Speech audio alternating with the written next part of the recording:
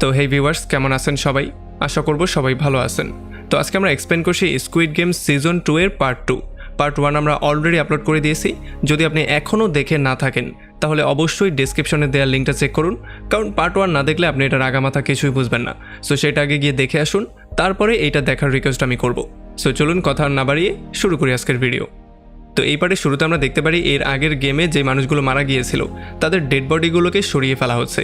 আর এখানে কফিনের মধ্যে আমরা ক্রসের চিহ্ন দেখতে পারি, যার মানে এইটা আমরা ক্লিয়ারলি বুঝতে পারি যে এখন পর্যন্ত লাশের অর্গান বের করার কাজটা তারা জমজমাটভাবেই করে যাচ্ছে। তবে এদিকে জিহুন আর চাং প্রচণ্ড ভয়ের মধ্যে ছিল, কারণ তারা বুঝতেই পারছিল না কিভাবে পরবর্তী গেমগুলো তারা শেষ করবে। কারণ এখন যে তারা একটা মৃত্যু ফাঁদের মধ্যে পড়ে আছে এই ব্যাপারটা তারা ক্লিয়ারলি বুঝে গিয়েছে। এই জন্য চং বারবার করে জিহুনকে কোয়েশ্চেনিং করা শুরু করে যে কিভাবে সে এই গেমটাকে উইন করতে পারে। আর তখন আমরা দেখতে পারি এখানে লিহুনও চলে আসে, যে কিনা এসে জিহুনকে বলে যে এর আগে তুমি এই গেমটাকে উইন করেছিলে, সো এই জন্য তুমি জানো যে কিভাবে গেমটাকে উইন করতে হবে। তোমাকে আমাদেরকে সাহায্য করতে হবে, কারণ তোমার আশাতেই আমি এখানে থাকার বাটনে প্রেস করেছিলাম। মানে আমি এখানে থাকার পক্ষে ভোট দিয়েছিলাম শুধুমাত্র তোমার উপরেই ভরসা করে। সো এখন তুমি আমাদেরকে বলবে যে পরবর্তী গেম কোনটা।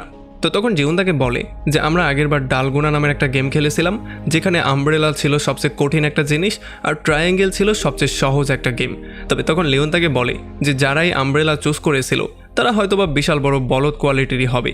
আর তখনই জিহুনের মনে পড়ে যায় যে সেই বলদগুলোর মধ্যে সেও একটা বলদ ছিল, কারণ সেও আমব্রেলাই চুজ করেছিল। আর তখন এখানে জন নামের সেই অ্যাঙ্গেলটা চলে আসে, আর সে এসে তাদেরকে বলে যে এই ব্যাপারটা আমরা খুব কম মানুষকে বলবো, যাতে করে আমরা সবাই উইন করে ফেলবো আর বাকি সবাই মারা গেলে টাকাগুলো বেড়ে যাবে। তবে তখন জিহুন তাকে বলে যে আমি এখান থেকে বেশি মানুষকে সেভ করে বাইরে বেরোতে যাই, সো এইটা আমি সবাইকে বলে দেব। তবে এটা শোনার পরে জন আর এখানে কিছু লোকজন তার উপরে প্রচণ্ড রাগ করে সেখান থেকে বেরিয়ে চলে যাওয়ার সিদ্ধান্ত নেয়। আর তখন এদিকে আমরা দেখতে পারি গং নামের সেই বৃদ্ধ মহিলাটা ড্যানি নামের একটা মেয়ের কাছে এসে তার খাবারগুলো দিয়ে দেয়। আর সে তাকে চুপি চুপি বলে যে তুমি যে প্রেগনেন্ট এই ব্যাপারটা আমি জেনে গিয়েছি, আসলে যদি তোমার কোনো সাহায্য লাগে তাহলে পরবর্তীতে তুমি আমাকে জানাতে পারো, কারণ ডেলিভারি করার নার্সের কাজও আমি অলরেডি করে এসেছি। আসলে তোমার এই অবস্থাতে বাসায় বসে রেস্ট করার কথা ছিল, এমন একটা ভয়ঙ্কর জায়গায় তোমার মোটেও আসা উচিত হয়নি। আর তখন আমরা দেখতে পারি ড্যানি একটু বেশি আপসেট হয়ে যায়। তবে তখন এখানে জন চলে আসে আর সে এসে গংকে নিয়ে সেখান থেকে বেরিয়ে চলে যায়। আর এদিকে ইনহু জিওনকে জিজ্ঞেস করে যে তুমি একটা গেম উইন করার পরে এতগুলো টাকা আর্ন করার পরেও তুমি আবারও কেন এই গেমের মধ্যে ব্যাক করেছো। তখন জিওন তাকে বলে যে সেই টাকাগুলো মোটেও আমার টাকা না, সেগুলো হচ্ছে গিয়ে এখানের মৃত মানুষদের টাকা, যারা কিনা টাকার জন্য এখানে জীবন দিয়েছিল। সো আমি চাইনি যে কোনোভাবেই সেই টাকাগুলো দিয়ে আমার লাইফ চেঞ্জ করতে, এই জন্য আমি এখানে এসেছি যাতে করে আরও কিছু মানুষ টাকার জন্য তাদের জীবন না দেয়। তবে তখন ইনহু তাকে বলে যে তুমি গেমটাকে একটু বেশি সিরিয়াসলি নিয়ে ফেলছো, গেমটা তো এমনটাও ছিল না, তুমি তাদের সবাইকে তো আর ইচ্ছা করে মারোনি, এখানে যারা মরেছে তারা গেমের মধ্যে মারা গিয়েছে। তবে তখন জিওন তাকে বলে যে তুমি চাইলে তাদের সবাইকে বাসায়ও পাঠিয়ে দিতে পারতে, তবে তুমি তেমনটা করনি। তবে তখন ইনহু তাকে বলে যে এখানে এমন অনেক মানুষই ছিল যারা গেমটা খেলতে চাইছিল, এই জন্য আমি বাধ্য হয়েই তাদেরকে বাসায় পাঠাতে পারিনি। আর তাছাড়া তারা এখান থেকে গিয়েও কোনোভাবে হ্যাপিলি লাইফ লিড করতে পারতো না, এটা তুমিও খুব ভালো করে জানো। তবে তখন চ্যাং তাদের দুজনকে বলে যে যেহেতু আমরা বর্তমানে এই জায়গায় দাঁড়িয়ে আছি, তার মানে আমাদেরকে পরবর্তী গেম নিয়ে প্ল্যানিং করা উচিত আর আমাদেরকে একটা টিম রেডি করা উচিত। আর তখনই এখানে লি নামের একটা ছেলে চলে আসে যে বলে আমাকে তোমাদের টিমে নিয়ে নাও, কারণ আমি এক্স ম্যারিন অফিসার ছিলাম। আর তখনই চ্যাং তার নিজের ট্যাটুটাও দেখায় যে কিনা এক্স মেরিন জেনারেল ছিল। এটা দেখার পরে তো লিয়ের অবস্থা আরও বেশি খারাপ হয়ে যায়। তবে লি জিওনকে বলে যে প্রথম গেমে যেহেতু তুমি সবাইকে সাহায্য করেছো, এই জন্য তখন থেকেই আমি তোমার ফ্যান হয়ে গিয়েছিলাম। আর তখন এদিকে থ্যানোস তার টিমের মধ্যে জ্যাক নামের একটা ছেলেকে পেয়ে যায়, যে কিনা একটা সময় ইউটিউবার ছিল। আসলে যখন সে ইউটিউবিং করতো তখন সে মানুষকে ক্রিপ্টোকারেন্সি কেনার জন্য উৎসাহিত করত। তবে এই ক্রিপ্টোকারেন্সির একটা বিশাল বড় ফ্রডের মধ্যে পড়ে সে তার সমস্ত টাকাগুলো হারিয়ে ফেলেছে, আর এখন সে বিলিয়ন ইয়ান লসের মধ্যে চলে গিয়েছে। মানে তার মাথার উপরে বিলিয়ন ইয়ানের দেনা আছে। আর তার কথা শুনে কোরিয়ার অনেক মানুষই ক্রিপ্টোকারেন্সিতে ইনভেস্ট করেছিল, যার মধ্যে থ্যানোস আর তার একটা ফ্রেন্ডও ছিল। তাদের টাকাগুলো সব কিছু ডুবে গিয়েছিল, এই জন্যই আজকে তারা এই গেমের মধ্যে চলে এসেছে। এই জন্য এখানে যখন থ্যানোস এসে তাকে তার টাকা সম্পর্কে জিজ্ঞেস করে, তখন জ্যাক তাকে ক্লিয়ার করে বলে দেয় যে এখন আমার কাছে কোনো টাকা নেই আর আমি চাইলেও তোমাকে কোনো টাকা দিতে পারবো না। আর এটা শোনার পরে থ্যানোসের মাথা প্রচণ্ড গরম হয়ে যায়, এই জন্য সে জ্যাককে বুলি করা শুরু করে। তবে জ্যাকও কোনোভাবে এগুলো সহ্য করতে চায় না, এই জন্য তাদের দুজনের মধ্যে ভয়ঙ্কর রকমের মারামারি শুরু হয়ে যায়। তবে যেহেতু জ্যাক ছিল একা আর থ্যানোস আর তার বন্ধু এখানে ছিল, এই জন্য তারা দুজন মিলে জ্যাককে আচ্ছা রকম ধোলাই করা শুরু করে। তবে তখন এখানে ইনহো এসে থ্যানোস আর তার ফ্রেন্ডকে থামার জন্য বলে। তবে যেহেতু তারা কোনোভাবেই থামতে চাইছিল না, এই জন্য তারা প্রচণ্ড মাথা গরম করে ইনহোর উপরে এসেই আক্রমণ করার ট্রাই করে। তবে ইনহো তার স্কিলের সাহায্যে থ্যানোস আর তার ফ্রেন্ডকে আচ্ছা রকম ধোলাই করে তাদের দুজনের 12টা বাজিয়ে দেয়। আর এই ব্যাপারটা দেখার পর এখানে সবাই খুবই হ্যাপি হয়ে যায় আর সবাই তার বাহাদুরির জন্য তালি দেওয়া শুরু করে। এরপরে যখন রাত হয়ে যায় তখন আমরা দেখতে পারি সবাই টাকাগুলোর দিকেই তাকিয়েছিল, কারণ সবার বিশ্বাস ছিল তারাই উইনার হবে। আর তখন ইনহো চলে আসে জিওনের সঙ্গে কথাবার্তা বলার জন্য। এখানে ইনহো এসে প্রথমেই তার কাছে মাপ চায়। সে বলে যে আমি তোমার সাথে অনেক রুড বিহেভ করেছিলাম, সো এই জন্য আমাকে মাফ করে দিও। তবে জিওনও তাকে বলে যে আমিও তোমার সাথে খুব ভালো একটা বিহেভ করিনি, সো এটা নিয়ে এত টেনশন করার কোনো কারণ নেই। তবে তখন ইনহো তার লাইফ সম্পর্কে তাকে বলা শুরু করে। সে বলে যে আমার ওয়াইফের বিশাল বড় একটা প্রবলেম হয়েছিল, মানে তার লিভার নষ্ট হয়ে গিয়েছিল। এই জন্য এটাকে ঠিক করতে অপারেশন করার জন্য অনেক টাকার দরকার ছিল, যেই জন্য আমি টাকা জোগাড় করার জন্য পাগলের মতো হয়ে গিয়েছিলাম। তবে পরবর্তীতে আমি জানতে পারি আমার ওয়াইফ প্রেগনেন্টও ছিল, এই জন্য আমি তাকে অ্যাবর্শন করার পরামর্শও দিই। তবে সে কোনোভাবেই অ্যাবর্শন করতে চাইছিল না। সে বলছিল অ্যাবর্শন করার চাইতে যদি আমি মরে যাই সেটাই আমার জন্য অনেক বেশি ভালো হবে। তবে আমি বুঝতেই পারছিলাম না এতগুলো টাকা আমি কোথা থেকে ম্যানেজ করব। আর তখনই একটা লোক আমাকে সেখানে সাহায্য করেছিল। তবে সবার মনে হয়েছিল আমি তার থেকে ঘুষ নিয়েছি, এই জন্য আমি যেখানে এতগুলো বছর ইমানদারির সাথে কাজ করেছিলাম সেখান থেকেও আমাকে বের করে দেওয়া হয়েছিল। সো এই জন্য ফাইনালি এই জায়গাটাই আমার কাছে বেস্ট মনে হয়েছে, কারণ আমার টাকার অনেক বেশি দরকার, কারণ আমি যেই কোনো ওয়েতে আমার ওয়াইফ আর আমার বাচ্চাকে সেভ করতে চাই। সো এই জন্য আমি নিজেই এই গেমের মধ্যে জয়েন করে নিয়েছি। আমি জানি যে তুমি যেটা চিন্তা করছো সেটাও ঠিক, মৃত্যুর খেলা দিয়ে টাকা কামানো একেবারেই উচিত না, তবে আমারও করার কিছু নেই। আর তখন এদিকে আমরা দেখতে পারি যখন কিছু গার্ড লাশদের থেকে অর্গান বের করার ট্রাই করছিল, তখন এখানে শুধুমাত্র তারা ভালো একটা অর্গানই পেয়েছিল আর বাকি সমস্ত অর্গানগুলো নষ্ট হয়ে গিয়েছিল। এই জন্য তারা যখন এটা নিয়ে ডিসকাশন করা শুরু করে তখন একটা গার্ড বলে যে এমনিতেই এই লাশগুলো এখানে অনেক দেরিতে পৌঁছেছে, তাছাড়া কেউ একজন হেডশট দিয়ে তাদের সবাইকে তখনই মেরে ফেলেছিল, যেই জন্য খুব দ্রুতই তাদের অর্গানগুলো নষ্ট হয়ে গিয়েছিল। এই জন্য তারা নিজেদের মধ্যে কথাবার্তা বলে তাদের বস ব্ল্যাক মার্কসের সাথে কথাবার্তা বলা শুরু করে। আসলে ব্ল্যাক মার্কস হচ্ছে গিয়ে এখন এখানে তাদের লিডার। এই জন্য ব্ল্যাক মার্কস এই ব্যাপারটা বের করার ট্রাই করে যে কোন বেইমান তাদের লস করার ট্রাই করছে, মানে কে হেডশট করছিল। আর যখন তারা ভালো করে সিসিটিভি ফুটেজগুলোকে চেক করে তখন তারা জানতে পারে সমস্ত হেডশটগুলো করেছিল নাম্বার 11। এরপরে যখন ব্ল্যাক মার্কস মেয়েকে ডেকে নিয়ে আসে তখন ব্ল্যাক মার্কসের বলাতে মেয়ে তার ফেসটাকে শো করে। এরপরে ব্ল্যাক মার্কস তাকে জিজ্ঞেস করে যে তুমি আমার লস কেন করতে যাচ্ছ, তুমি হেডশট দিয়ে সবাইকে সেখানেই কেন মেরে ফেলছো। তখন মেয়ে তাকে বলে যে কারণ সেই সমস্ত মানুষগুলো তখনও জীবিত ছিল, এই জন্য বাধ্য হয়ে হেডশট দিয়ে তাদেরকে আমার মারতে হয়েছে। তবে তখন ব্ল্যাক মার্কস তাকে বলে যে তোমাকে আমি কোরিয়ার পাশে খুবই আহত অবস্থায় পেয়েছিলাম আর আমি তোমাকে সেভ করে নতুন একটা জীবন দিয়েছি। আমি জানতাম যে তুমি একটা ভয়ঙ্কর স্নাইপার ছিলে আর এই স্নাইপার হওয়ার দক্ষতাকে কাজে লাগিয়ে তুমি নর্থ কোরিয়ার একটা বিশাল বড় আর্মির টিমকেই শেষ করে দিয়েছিলে। তবে এই ফাইটিংয়ের মধ্যে তুমি নিজেও অনেকটা আহত হয়ে গিয়েছিলে, পরবর্তীতে তোমাকে নতুন জীবনটা আমি দিয়েছিলাম। আর আমি এইটাও খুব ভালো করে জানি যে তুমি নর্থ কোরিয়া সেই ফাইটের মধ্যে তোমার মেয়েকেও হারিয়ে ফেলেছিলে। তবে তখন মেয়ে তাকে বলে যে মানুষদেরকে মারার কাজটা আমাকে ফাস্টম্যান দিয়েছে। তবে ব্ল্যাক মার্কস তাকে বলে যে ফাস্টম্যান এখন আর কিছুই জানতে পারবে না, কারণ আমার এই টিমটা আগের টিমের চেয়ে অনেক বেশি শক্তিশালী।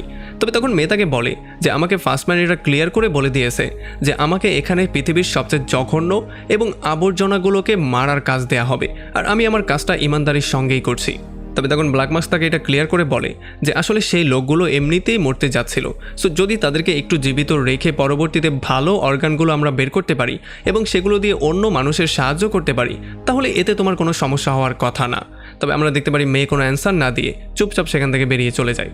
আর তখন এদিকে আমরা দেখতে পারি জোনহো চলে আসে তার সিনিয়রের সঙ্গে মিট করার জন্য। আর তাকে দেখার পরে সিনিয়র তাকে নিয়ে চিল্লাচিল্লি করা শুরু করে, কারণ জোনহো কয়েকদিন ধরে কোথায় যেন গায়েব হয়ে গিয়েছিল। তবে জোনহো তাকে এটা ক্লিয়ার করে বলে যে আপনার এখন আমাকে সাহায্য করার জন্য আইল্যান্ডে যাওয়া উচিত, যেই কোনো ওয়েতে কমিশনারকে কনভিন্স করে আমাদের একটা টিম নিয়ে আইল্যান্ডে যাওয়া উচিত। আর এরপর সে চলে আসে কমিশনারের সঙ্গে কথাবার্তা বলতে, আর সে কমিশনারকে সমস্ত ব্যাপারগুলো বুঝিয়ে বলার ট্রাই করে। তবে কমিশনার তাকে বলে যে এই গল্পটা আমি আগেও শুনেছি, আসলে আমার মনে হচ্ছে তোমার মাথায় কোনো সমস্যা হয়েছে, তোমার সাইকিয়াট্রিস্টের কাছে যাওয়া উচিত, তুমি কি আবল তাবল বলছো সেটা তুমি নিজেও বুঝতে পারছো না। এইটা বলেই সে সেখান থেকে বেরিয়ে চলে যায়। আর তার চলে যাওয়ার পরে তার সিনিয়র জোনহোকে ক্লিয়ার করে জানিয়ে দেয় যে তোমার এখন নতুন একটা চাকরি খুঁজতে হবে, কারণ এই চাকরিতে তোমাকে আর রাখা সম্ভব না। আর এরপরে সেখান থেকে বেরিয়েই জোনহো সোজা ডেভিডকে কল দেয়। আর তারা দুজনেই খুব ভালো করে জানতো যে পুলিশ তাদেরকে কোনোভাবেই সাহায্য করবে না, এই জন্য তারা দুইজন দুইটা টিম হয়ে দুই দিকে গিয়ে আইল্যান্ডগুলো খুঁজে বের করার সিদ্ধান্ত নেয়, যাতে করে তারা দ্রুত আইল্যান্ডটাকে খুঁজে বের করতে পারে। এরপরে ডেভিড এসে এই কথাটা কামিকে জানায়, আর কামি বলে যে হ্যাঁ ঠিক আছে, আমরা খুঁজতে যাব, তবে এখন যেহেতু বৃষ্টি হচ্ছে সো আমরা 2 দিনের আগে কোনোভাবেই যেতে পারবো না, কারণ সমুদ্রের মধ্যে এখন উত্তাল ঢেউ চলছে। তবে তখন ডেভিড তাকে বলে যে কিন্তু সেখানে তো আমাদের বন্ধু অনেক বড় বিপদের মধ্যে আছে, তাকে যে কোনো সময় মেরে ফেলা হতে পারে। তবে তখন কামি তাকে বলে যে হ্যাঁ আমি জানি সেই লোকটা সম্পর্কে, যেই লোকটা কিনা আগেও এই গেমটা উইন করেছিল। আসলে জুনহু আমাকে তার সম্পর্কে বলেছিল, তবে তার কথায় আমার তেমন একটা বিশ্বাস হয়নি। তবে তখন ডেভিড বলে যে হ্যাঁ তখন আমারও বিশ্বাস হয়নি, কিন্তু আমাকে বাধ্য করানো হয়েছে বিশ্বাস করতে, কারণ সেই গেমের একটা সেলসম্যান এসে আমাকে আচ্ছা রকম ধোলাই করেছিল, আর সে এতটাই ভয়ঙ্কর ছিল যে সে আমার একটা পার্টনারকে পর্যন্ত খুন করেছিল। আর তখন কামি বলে যে যাক ভালো হয়েছে, এখন আমাদের কাছে বিশাল বড় একটা টিম আছে, তারা চাইলেই আমাদেরকে আর সহজে মারতে পারবে না। আর তখন এদিকে আমরা দেখতে পারি নতুন গেমের জন্য প্রিপারেশন নেওয়া হয়, এই জন্য সবাই ট্রায়াঙ্গেল চুজ করে একই সিরিয়ালে দাঁড়া হয়ে যায়। আর যখনই জিহুন গিয়ে প্রথম ডিব্বাটা নিয়ে ট্রায়াঙ্গেলের বক্সটা ওপেন করে, তখন সে দেখতে পারে এটা একটা বিশাল বড় ট্রায়াঙ্গেল ছিল, যেটার মধ্যে ছোট ছোট আরও অনেকগুলো ট্রায়াঙ্গেল ছিল। এটা দেখার পরে তার মাথা প্রচণ্ড গরম হয়ে যায়, আর সে বুঝতেই পারছিল না কি করবে। আর এখানে সমস্ত মানুষজনও তার উপরে চিল্লাচিল্লি করা শুরু করে, যাতে করে জিহুন একটু বেশি ভয় পেয়ে যায়। তবে তখনই তার চোখটা খুলে যায়, আমরা জানতে পারি এটা একটা স্বপ্ন ছিল। আর তখন এদিকে আমরা দেখতে পারি ড্যানি এসে সোজা জ্যাকের সঙ্গে মিট করে, কারণ জ্যাকি হচ্ছে গিয়ে তার বাচ্চার বাবা, মানে সেই তাকে প্রেগনেন্ট করেছিল। আর জ্যাকও তাকে দেখার পরে পুরোপুরি শকড হয়ে যায়। আর যখন সে দেখতে পারে তার পেটে এখনও বাচ্চা আছে, তখন সে তাকে জিজ্ঞেস করে যে তুমি না অ্যাবর্শন করতে গিয়েছিলে? তখন সে বলে যে না, আমি অ্যাবর্শন করতে গিয়েছিলাম কিন্তু আমি করিনি, কারণ আমি এখন এই বাচ্চাটাকে যে কোনো মূল্যে জন্ম দিতে চাই এবং আমি তাকে ভালো করে পালতে চাই, কারণ আমি এই গেম থেকে অনেকগুলো টাকা উইন করতে যাচ্ছি। সো এখন আর তোমার কোনো প্রয়োজন আমার পড়বে না। তবে যেহেতু জ্যাক আসলে তার সমস্ত টাকাগুলো ক্রিপ্টোতে ডুবিয়ে দিয়েছিল, এই জন্য সে বুঝতে পারছিল না সে কী করে সাহায্য করবে। তবে তখন ড্যানি তাকে ক্লিয়ার করে বলে যে তোমার কোনো সাহায্য আমার দরকার পড়বে না, কারণ আমি জানি তুমি কখনোই আমার কোনো সাহায্য করতে না। আর তখন এদিকে সমস্ত প্লেয়ারদেরকে পরের গেমের জন্য রেডি হতে বলা হয়, আর তাদের সবাইকে একটা প্লেগ্রাউন্ডের মধ্যে নিয়ে আসা হয়। তবে এই গেমটা দেখেই জিওন বুঝতে পারে যে এইটা আসলে সেই গেমটার না, এটা হচ্ছে গিয়ে সম্পূর্ণ আলাদা একটা গেম। এই জন্য সে সবাইকে বলে যে এইটা হয়তো বা আলাদা কোনো গেম হতে পারে। তবে তখন আঙ্কেল জন এসে তার উপরে চিল্লাচিল্লি শুরু করে, সে বলে যে তুমি আসলে কোনো কাজেরই না, তুমি সবসময় আমাদেরকে ভুল ইনফরমেশন দিয়ে বিভ্রান্ত করার ট্রাই করো। এই জন্য তারা প্রচণ্ড রাগ করে তাকে মারতে পর্যন্ত যাওয়ার ট্রাই করে। তবে তখনই এখানে ইনহু এসে তাদের সামনে দাঁড়িয়ে যায়, যেই জন্য ভয় পেয়ে তারা সেখান থেকে সবাই চলে যায়। এখন তাদের সবাইকে 5 জনের করে একটা টিম বানাতে বলা হয়। আর আমরা দেখতে পারি জিহুনের টিমের মধ্যে অলরেডি 4 জন ছিল, মানে জিহুনকে সহ 4 জন ছিল। এখন তাদের শুধুমাত্র একজন মেম্বারেরই দরকার ছিল। আর তখন এদিকে জ্যাক এসে ড্যানিকে বলে তার টিমের মধ্যে জয়েন করার জন্য, তবে ড্যানি কোনোভাবেই তার টিমে যেতে চাইছিল না। তবে তখন জ্যাক তাকে বলে যে আমার পেছনে অনেকগুলো লোক লেগেছিল, এই জন্য আমি কোনোভাবেই তোমার সঙ্গে মিট করতে পারিনি, আর তোমার সঙ্গে আমি যোগাযোগ পর্যন্ত করতে পারিনি। তবে তখন ড্যানি তাকে বলে যে আমি কোনোভাবেই তোমার সঙ্গে আর কোনো সম্পর্ক রাখতে চাই না।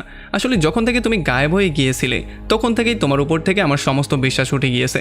আমি তো মনে করেছিলাম তুমি মারাই গিয়েছো, তবে তুমি বেঁচে আছো এইটা দেখেই আমি আশ্চর্য হচ্ছি। আর তখন এদিকে আমরা দেখতে পারি ক্যাটকে এসে একটা মেয়ে অ্যাপ্রোচ করে, যাতে করে তারা দুজন মিলে একটা টিম রেডি করার ট্রাই করে। আর আমরা দেখতে পারি ক্যাট এই কথায় রাজিও হয়ে যায়। আর অন্যদিকে জিহুন যখনই অন্য একটা মেরিন অফিসারকে তার টিমে নেয়ার প্রিপারেশন নিচ্ছিল, তখনই এখানে ড্যানি এসে তাকে বলে যে যেহেতু আমি প্রেগনেন্ট, এই জন্য কেউই আমাকে তার টিমে নিতে চাইছে না, সো প্লিজ আমি আপনাকে রিকোয়েস্ট করব আমাকে আপনার টিমের মধ্যে নিয়ে নেন। আর ফাইনালি এই সমস্ত ব্যাপারগুলো দেখার পরে জিহুনও তাকে তার টিমের মধ্যে নেওয়ার জন্য রাজি হয়ে যায়। আর তখন এদিকে ক্যাটের টিমের মধ্যে পার্ক আর গং এসেও জয়েন করে ফেলে। তবে চানি নামের যেই জ্যোতিষীটা ছিল সে জোর করে তাদের টিমের 5 নম্বর মেম্বার হয়ে যায়। তো এরপরে 5 জন করে টিম বানানোর পরে তাদের সবাইকে গেমের নতুন নিয়মগুলো বলা হয়। আসলে এটা নতুন টাইপের একটা গেম ছিল, যেটা কিনা আগের গেমের আদলেই বানানো হয়েছিল। আসলে বলা হয় তাদের 5 জনের পাকেই শক্ত করে একে অন্যের সাথে বেঁধে ফেলা হবে, আর তাদের সবাইকেই আস্তে আস্তে করে রাউন্ড করে সামনে যেতে হবে। আর প্রত্যেক 10 মিটার পরেই তাদের সামনে নতুন করে একটা গেম থাকবে। এমন করেই তাদের সামনে 5টা গেম থাকবে, আর 5টা গেমকে তাদের একজন করে গিয়ে কমপ্লিট করতে হবে। আর যখনই তারা কমপ্লিট করে সার্কেলটা পূরণ করে ফেলবে, তখনই তারা গেমটা উইন করে ফেলবে। আর এগুলো শোনার পরে প্রত্যেকটা টিম মেম্বাররা ডিসকাশন করা শুরু করে যে কে কোন গেমটা এক্সপার্ট আর কে কোন গেমটা উইন করতে পারবে। তেমন করেই তারা গেমটার খেলার প্রিপারেশন নেওয়া শুরু করে। এরপরে যখনই গেমটা শুরু করে দেয়া হয়, তখন প্রথম টিম এখানে খেলার জন্য রেডি হয়েছিল, আর তাদের সামনে অন্য একটা টিমও খেলার জন্য রেডি হয়েছিল। আসলে 2টা টিম 2 দিক থেকে এই গেমটা খেলবে। এখানে প্রথম টিমই সেই কার্ড গেমটা খেলে প্রথমবারেই গেমটা উইন করে ফেলে। আর এরপর তারা সামনের গেমটা খেলার জন্য যায়, যেখানে অন্য টিমটা এখনও কার্ড গেমের মধ্যেই আটকা পড়েছিল। তবে এরপরে যখন প্রথম টিম একটা স্টোনের গেম খেলার ট্রাই করে, তখন তারা প্রথমেই এটা মিস করে ফেলে। আর এখন তাদের সবাইকে একসাথে গিয়ে সেই স্টোনটা আনতে হবে, আর এটা খুবই রিস্কি একটা কাজও ছিল। তবে কোনো রকমে সেই স্টোনটা এনে তারা পরবর্তীতে এই গেমটাকে উইন করে ফেলে। আর 3 নম্বর গেমের মধ্যে তাদেরকে মার্বলের মতো করে হাতের উল্টা পাশের সমস্ত জিনিসগুলো নিয়ে সেগুলোকে আবারও একসাথে ক্যাচ করতে হতো। আর তাদের একটা মেয়ে ছিল, যেই মেয়েটা খুব সহজেই এই কাজটাকে করে ফেলে। এই জন্য তারা 3 নম্বর গেমটা উইন করে ফেলে আর পরবর্তী গেম খেলার জন্য যাওয়া শুরু করে। এরপরে 4 নম্বর গেমের মধ্যে তাদেরকে একটা লাটিমের মতো জিনিস দেয়া হয়, যেটাকে তাদেরকে ঘোরাতে হবে। যদিও প্রথমবার তারা এটাকে ঘোরাতে ফেল হয়ে যায়, কিন্তু পরবর্তীতে তারা খুব সহজেই এই লাটিমটা ঘুরিয়ে ফেলে, যেই জন্য তারা 4 নম্বর গেমটা উইন করে ফেলে। তবে দ্বিতীয় টিমটা এখন পর্যন্ত 2 নম্বর গেমের মধ্যেই আটকা পড়েছিল, আর তখন এখানে সময় শেষ হয়ে যায়, এই জন্য তাদেরকে শ্যুট করে মেরে ফেলা হয়। আর যেহেতু প্রথম টিমটাও 4 নম্বর গেমের মধ্যেই ছিল, এই জন্য তাদেরকেও শ্যুট করে মেরে ফেলা হয়। এখন যেহেতু প্রথম রাউন্ডের মধ্যে প্রথম 2টা টিমকেই মেরে ফেলা হয়েছে, এই জন্য তারা সবাই প্রচণ্ড ভয়ের মধ্যে চলে যায়। তারা বুঝতেই পারছিল না এখন তাদের সঙ্গে কি হবে, কারণ আগে তো একটা টিম জিততো আর একটা টিম হারতো, কিন্তু এখানে 2টা টিমই একসাথে হেরে গিয়েছিল। আর এগুলো দেখার পরে থ্যানোসের অবস্থা প্রচণ্ড খারাপ হয়ে গিয়েছিল, এই জন্য সে একটা নেশার ওষুধই খেয়ে ফেলে। আর তখন তার পাশের জন তাকে বলে যে প্লিজ আমাকেও একটা নেশার ওষুধ দিয়ে দেন, কারণ আমারও হাত পা কাঁপছে। এই জন্য সেও তাকে একটা নেশার ওষুধ দিয়ে দেয়, আর এটা খাওয়ার পরে তার মধ্যেও একটা জোশ চলে আসে। এখন এই গেমের মধ্যে যে সমস্ত লোকগুলো মারা গিয়েছে তাদের লাশগুলো বক্সের মধ্যে ভরে নিয়ে যাওয়া হচ্ছিল। তবে এখানে একটা লোক ছিল যে এখনও মারা যায়নি, মানে সে এখনও জীবিত ছিল। এই জন্য তাকে একটা বক্সের মধ্যে ভরে তার বক্সের উপরে ক্রস দিয়ে একটা চিহ্ন আঁকা হয়, যাতে করে বোঝা যায় যে তার অর্গানগুলো তারা সামনে গিয়ে বের করবে। তবে তখন এখানে মেয়ে চলে আসে, যে কিনা এসেই তাকে হেডশট দিয়ে সেখানে মেরে ফেলে। আর এই ব্যাপারটা দেখার পরে ব্ল্যাক মার্কসের যতগুলো গার্ড এখানে ছিল তারা সবাই প্রচণ্ড রাগ করে মেয়ের উপরে। আর আমরা দেখতে পারি ব্ল্যাক মার্কসও ক্যামেরার মাধ্যমে এই সমস্ত ব্যাপারগুলো দেখছিল। আর এরপর আমরা দেখতে পারি ক্যাটের টিমের পালা ছিল, কিন্তু এখানে সবাই প্রচণ্ড ভয়ের মধ্যে ছিল। যদিও গং আর পার্ক তাদের সবার সাথে কথাবার্তা বলে তাদের শান্ত করার ট্রাই করছিল, তবে কেউই কোনোভাবে শান্ত হতে পারছিল না। আর তখন ক্যাট তাদের সবাইকে উৎসাহ দিয়ে বলে যে যেই কোনো ওয়েতে গেমটা আমরা জিতেই ছাড়বো। এরপরে যখন তারা প্রথম গেমটা খেলতে সামনে যায়, তখন ম্যাডি নামের মেয়েটা কোনোভাবেই কার্ডটাকে উল্টাতে পারছিল না। এই জন্য ক্যাটটাকে পরামর্শ দিয়ে বলে কার্ডটাকে উল্টো করো, যাতে তুমি নিচের কার্ডটাকে সহজেই উল্টে ফেলতে পারো। আর যখনই সে এমনটা করে তখনই কার্ডটা সহজেই উল্টে যায়। এরপরে দ্বিতীয় গেমের মধ্যে পার্ক সেই পাথর গেমটা খেলে, তবে প্রথমবার সে ফেল করে ফেলে। তবে ক্যাট তাদের সবাইকে শান্ত থাকার পরামর্শ দেয়, আর ধীরে সুস্থে সামনে গিয়ে তারা সেই পাথরটা নিয়ে আবারও ব্যাক করে। আর এইবার গং পার্কে বলে যে তুমি সেই শত্রুদের কথা মনে করো যারা তোমার টাকাগুলোকে লুট করেছিল। এই জন্য যখন পার্ক সেগুলো মনে করে পাথরটাকে মারে, তখন এই গেমটা তারা উইন করে ফেলে। এরপরে 3 নম্বর গেমের মধ্যে গংকে মার্বেলের মতো করে সেই গেমটা খেলার কথা ছিল, মানে তাকে সবগুলো একসাথে হাতে ক্যাচ করতে হতো। তবে সে কোনোভাবে এটা করতে পারছিল না।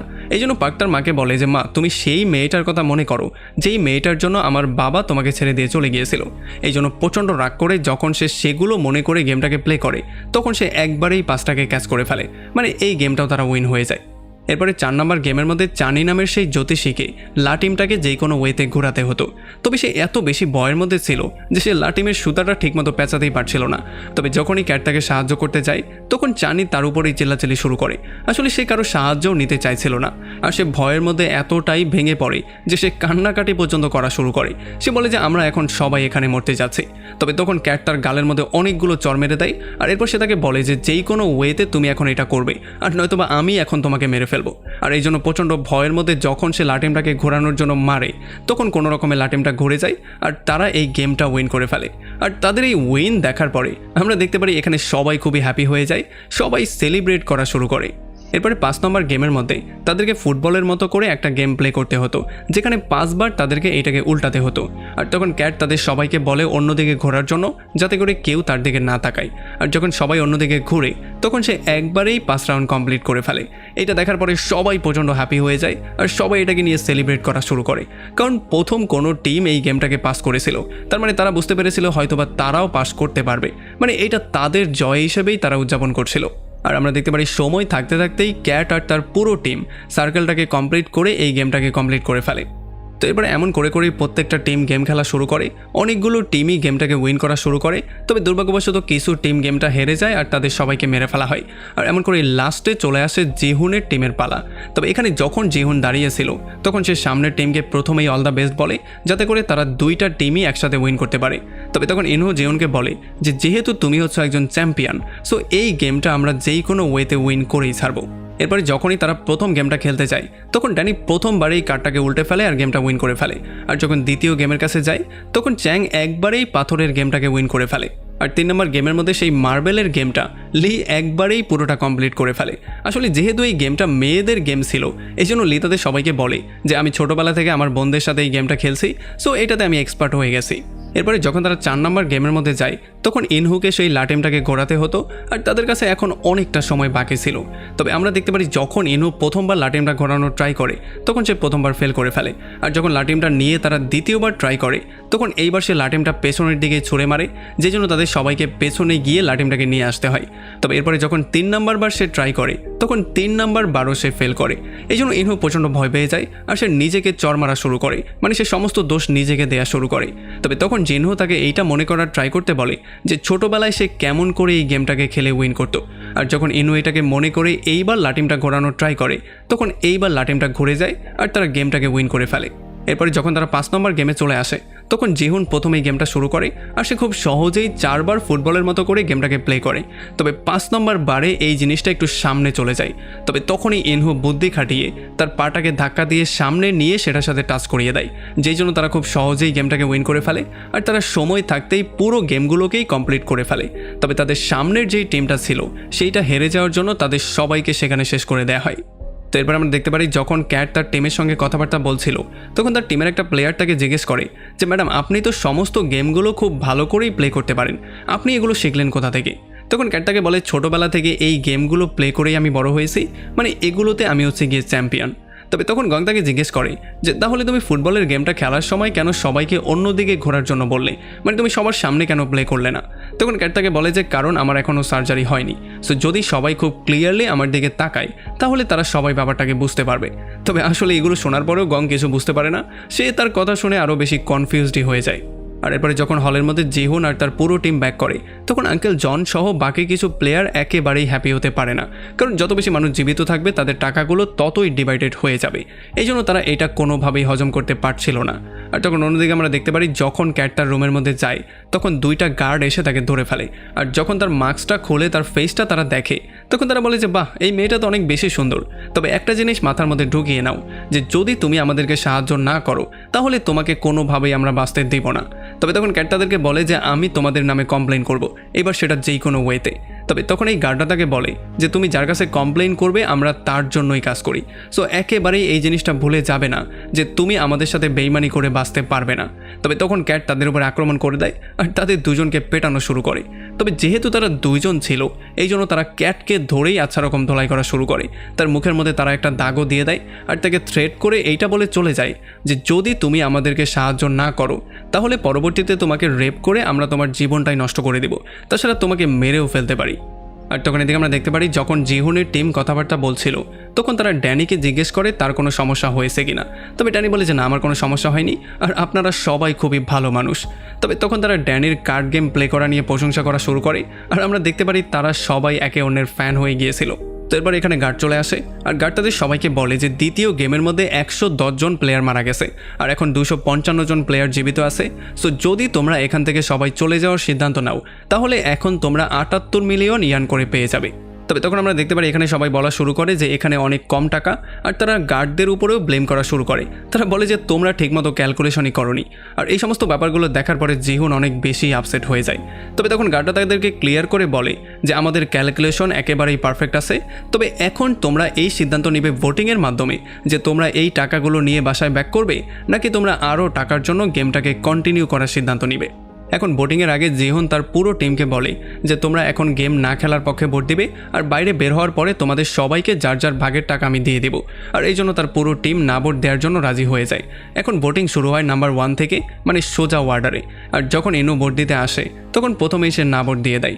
আর তখন এদিকে আমরা দেখতে পারি গং তার ছেলে পার্কে বলে যে আমাদের 2 জনের ভাগে যতগুলো টাকা পড়বে সেগুলো দিয়ে তোমার সমস্ত দেনা শোধ হয়ে যাবে, সো তুমি গিয়ে না ভোট করো যাতে করে আমরা এখান থেকে বেরিয়ে যেতে পারি। তবে আমরা দেখতে পারি পার্ক সেখানে গিয়ে হ্যাঁ ভোট দেয়, যেই জন্য অনেকেই পুরোপুরি শক্ট হয়ে যায়। আর এইটার কারণটা কী ছিল সেটা আমরা একটু সামনেই জানবো। তো এরপর এক এক করে সবাই ভোট দেওয়া শুরু করে। তবে আমরা দেখতে পারি এখনও এমন কিছু মানুষজন ছিল যারা এই গেমটাকে আরও কন্টিনিউ করতে চাইছিল, মানে টাকার জন্য তারা যেই কোনো কিছু করতে রাজি ছিল। আর এই সমস্ত ব্যাপারগুলো দেখার পরে জিহুন আর ইনহু তাদের উপরে প্রচণ্ড রাগ করে আর তাদের উপরে চিল্লাচিল্লি শুরু করে। ইনহু তাদের সবাইকে বলে যে এতগুলো মানুষের মৃত্যুর পরেও তোমরা এখন পর্যন্ত গেমটাকে কন্টিনিউ করতে চাও, তোমরা কি মানুষ নাকি অমানুষ? যদি তোমরা এখনও গেমটাকে কন্টিনিউ করার সিদ্ধান্তই নাও তাহলে তোমরা এখান থেকে আর একজনও জীবিত বেরিয়ে যেতে পারবে না। তবে তখনই জন নামের সেই আঙ্কেলটা তাদের সবাইকে বলে যে আমার মাথায় অনেক দেনার চাপ, সো এত কম টাকায় তো আমার তেমন কিছুই হতে যাচ্ছে না। আর আমার মনে হয় এখানে বাকি সবার মাথার উপরেও এমন দেনার চাপ আছে। আর যেহেতু প্রত্যেকটা গেমের পরে টাকার পরিমাণ বেড়ে যাচ্ছে, সো আমরা এর পরের গেমটা খেলে আরও বেশি টাকা উইন করে বেরিয়ে চলে যাব। আর এখানে একটা লোক বলে যে যদি আমি টাকা ছাড়া এখান থেকে বাইরে যাই তাহলে আমাকে এমনিতেই মেরে ফেলা হবে, সো আমাকে যেই কোনো ওয়েতে গেমটাকে খেলতেই হবে। আর তখন আমরা দেখতে পারি জনও তাদের সবাইকে সাপোর্ট করা শুরু করে। সে বলে যে আমরা পরবর্তী গেমটা খেলে আরও কিছু টাকা উইন করে এখান থেকে যাওয়ার চিন্তা করব। আর তাছাড়া এখন মাত্র অর্ধেক মানুষই মারা গিয়েছে, আর বাকি অর্ধেক যদি মারা যায় তাহলে আমরা আরও বেশি টাকা পাবো, সো আমাদেরকে বাড়ি যাওয়ার চিন্তা একটু পরেই করা উচিত। আর এটা নিয়ে আমরা দেখতে পারি একটা হট্টগোল শুরু হয়ে যায়। আর এখানে বেশি মানুষজনই গেম খেলার পক্ষে ভোট দেওয়ার সিদ্ধান্ত নেয়। এরপরে অনেকক্ষণ ধরে ভোটিং চলে, আর লাস্টে যখন জিনহুর ভোটিংয়ের পালা চলে আসে তখন তার ভোট কোনো কাজেরই ছিল না, কারণ অলরেডি খেলার পক্ষে অনেকেই ভোট দিয়ে দিয়েছে। তো এরপরে তাদের সবাইকে খাবার দেওয়া হয়। আমরা দেখতে পারি গং পার্কের উপরে প্রচণ্ড রাগ করেছিল, কারণ তাকে না ভোট দিতে বলা সত্ত্বেও সে গিয়ে হা ভোট দিয়েছিল। তবে পার্ক এসে তার মাকে বোঝানো শুরু করে। সে বলে যে মা, আমি এমন এমন জায়গা থেকে টাকা হাওলাত নিয়েছি যেগুলো সম্পর্কে আমি আপনাকে জানাইনি। আসলে সেই লোকগুলো খুবই ভয়ঙ্কর লোক, যদি আমি তাদেরকে টাকা পরিশোধ না করি তাহলে তারা আমার অর্গান বের করে সেগুলোকে সেল করে দিবে। আর আমি তোমার কাছে প্রমিস করছি পরবর্তী গেমটাকে উইন করার পরে আমরা এখান থেকে বেরিয়ে চলে যাব। আর এই জন্য ফাইনালি বাধ্য হয়ে তার মা তার পক্ষে থাকার জন্য সিদ্ধান্ত নেয়। আসলে যদিও সে এটা খুব ভালো করে জানতো যে সে মারা গেলে পার্কের কিছুই যায় আসে না, মানে পার্ক তার মাকে একটুও ভালোবাসে না, তবে তবুও সে তার ছেলের জন্য তার সাথে গেমটা খেলতে রাজি হয়ে যায়। আর তখন এদিকে আমরা দেখতে পারি জিহুনের টিম চ্যাংয়ের উপরে প্রচণ্ড রাগ করেছিল, কারণ সে গেম খেলার পক্ষে ভোট দিয়েছিল। তবে তখন চ্যাং তাদের সবার কাছে মাপ চেয়ে বলে যে দেখো, আমি তোমাদেরকে এটা জানাইনি, আমি একটা ভয়ঙ্কর মানুষের থেকে কিছু টাকার লোন নিয়েছিলাম। এখন যদি আমি সেই টাকাগুলোকে দিয়ে না দেই তাহলে সে আমার ফ্যামিলিকেও মারতে পারে, এই জন্য বাধ্য হয়ে আমাকে গেম খেলার পক্ষেই ভোট দিতে হয়েছে।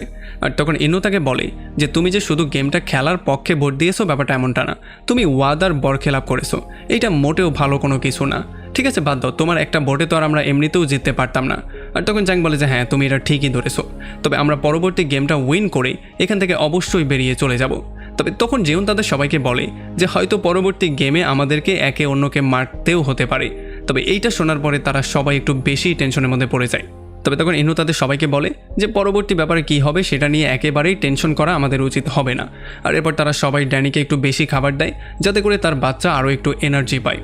আর এদিকে গং এসে ক্যাটকে জিজ্ঞেস করে যে তোমার উপরে কত টাকার লোন আছে, কারণ আমার যেই বদমাস ছেলে আছে সে তো আমাকে পুরো রাস্তায় নামিয়ে দিয়েছে। তবে তখন ক্যাট তাকে বলে যে আমি ছোটোবেলা থেকে কখনোই কাউকে বলিনি যে আমি ভেতর থেকে আসলে মেয়ে। তবে আস্তে আস্তে করে সবাই এই ব্যাপারটা জানা শুরু করে, এই জন্য সবাই আমার থেকে দূরত্ব বাড়িয়ে নেওয়া শুরু করে। তবে একটা পর্যায়ে আমি যখন বুঝে গিয়েছি আমাকে সার্জারি করতে হবে, তখন আমি আস্তে আস্তে করে টাকা জমানো শুরু করেছিলাম। আর এই জন্য আমার মাথার উপরে বিশাল বড় একটা দেনার চাপ। আর তাছাড়া যেহেতু এখন পর্যন্ত আমার সার্জারি কমপ্লিট হয়নি, এই জন্য আমাকে যেই কোনো ওয়েতে এইখান থেকে টাকা ইনকাম করে আমার সার্জারি কমপ্লিট করতে হবে। আমি এখান থেকে টাকা ইনকাম করে থাইল্যান্ডে শিফট হয়ে যাব, সেখানে গিয়েই আমি আমার সার্জারি কমপ্লিট করব। আর তাছাড়া যখন আমি আর্মিতে চাকরি করতাম তখন সেই সুবাদে একটা লোকের সাথেও আমার পরিচয় হয়েছিল। তবে তখন পার্ক তাকে বলে যে হ্যাঁ, সেখানে তোমার মতো এমন অনেকেই বাস করে আর তারা খুবই সুন্দরও হয়। আর তখন ম্যাডি ক্যাটকে বলে যে আসলে ক্যাট তুমি অনেক বেশিই সুন্দর। তবে ক্যাট এটা শোনার পরে প্রচণ্ড মন খারাপ করে ফেলে। আর তখন এদিকে আমরা দেখতে পারি থ্যানোস জ্যাককে এসে বাথরুমের মধ্যে ধরে আর সে তাকে আবারও বুলি করার ট্রাই করে। সে বলে যে তোমার জন্য আমার সমস্ত টাকাগুলো লস হয়েছে, সো এই গেম থেকে যতগুলো টাকা তুমি উইন করবে সমস্ত টাকাগুলো তুমি আমাকে দিয়ে দিবে। তবে তখন জ্যাক তাদের সবাইকে বলে যে আমি তোমাদের সবাইকে বলেছিলাম এখান থেকে বিটকয়েন কিনো, বিটকয়েনের দাম কিছুদিন পরে বাড়বে। তবে তোমরা যখন দাম বেড়েছে তখন সেল না করে লোভে পড়ে আরও বেশি দিন ওয়েট করেছিলে, যে জন্য সঠিক সময় সেল না করার জন্য তোমাদের ক্ষতি হয়ে গেছে। এখন এইটার পেছনে আমার কোনো দায় নেই, আমি তোমাদেরকে বেশি লোভী হতে বলিও নি। তবে তখন থ্যানোস তাকে বলে যে আমার এতে করে কিছুই যায় আসে না, তুমি এখন থেকে আমার গোলাম হয়ে গেছো, কারণ আমার টাকাগুলো তোমাকেই পরিশোধ করতে হবে। তুমি এখন এই গেমটাকে উইন করবে আর এখানে যতগুলো টাকা উইন করবে সেগুলো তোমাকে আমাকেই দিতে হবে। তবে তখন জ্যাক তাকে বলে যে যদি এখান থেকে আমি পুরো টাকাটা উইন করে ফেলি তাহলে তুই ততক্ষণে মারা যাবি, আর এই সমস্ত বেকুবির জন্যই তোকে হয়তোবা রিয়েলিটি শো থেকে বের করে দেওয়া হয়েছে। আর এটা শোনার পরে থ্যানোসের মাথা প্রচণ্ড গরম হয়ে যায়, এই জন্য সে জ্যাককে পেটানো শুরু করে। তবে তখন এখানে ইনহো তার টিমের সঙ্গে চলে আসে, আর এটা দেখার পরে থ্যানোস তাকে থ্রেট করে সেখান থেকে বেরিয়ে চলে যায়। এরপরে রাতের বেলায় জেহুন তাদের সবাইকে বলে যে আমাদের সবাইকে রাতে জেগে জেগে পাহারা দিতে হবে, কারণ এখানের মানুষ জানোয়ারের মতো হয়ে যায় টাকার জন্য। তারা টাকার জন্য যে কাউকে যে কোনো সময় মারতে পারে, এটা আমি সব সময় এখানে লক্ষ্য করেছি। আর যেহেতু এটা একটা গেমেরই পার্ট, এই জন্য এখানে কোনো গার্ডরাই এই ব্যাপারটাকে থামানোর ট্রাই করে না। আর তখন ইনহো তার কথার সঙ্গে একমত জানায়। সে বলে যে হ্যাঁ, আমি এখানে বারবারই এটা দেখতে পেয়েছি, টাকার জন্য এখানে মানুষ জানোয়ারের চেয়েও ভয়ঙ্কর হয়ে যায়। এরপরে রাতের বেলায় গংয়ের ওয়াশরুমে চাপ দেয়, এই জন্য সে ওয়াশরুমে যাওয়ার জন্য প্রিপারেশন নেওয়া শুরু করে। তবে তখন পার্ক তার মাকে সাবধান করে বলে যে সেখানে গেলে কোনো বিপদের সম্মুখীনও তুমি হতে পারো। তবে তখন গং তার চুলের মধ্য থেকে একটা ছুরি বের করে, আর সে বলে এইটাকে আমি বিপদের হাত থেকে বাঁচার জন্যই এনেছিলাম। আর যেহেতু ড্যানিরও ওয়াশরুমে চাপ দিয়েছিল, এই জন্য তারা দুজন ওয়াশরুমে যাওয়ার জন্য গার্ডকে বলা শুরু করে। তবে গার্ড তাদেরকে সরাসরি না করে দেয়। তবে গং তখন এসে কান্নাকাটি করা শুরু করে আর গার্ডের মাথাটাকে খাওয়া শুরু করে।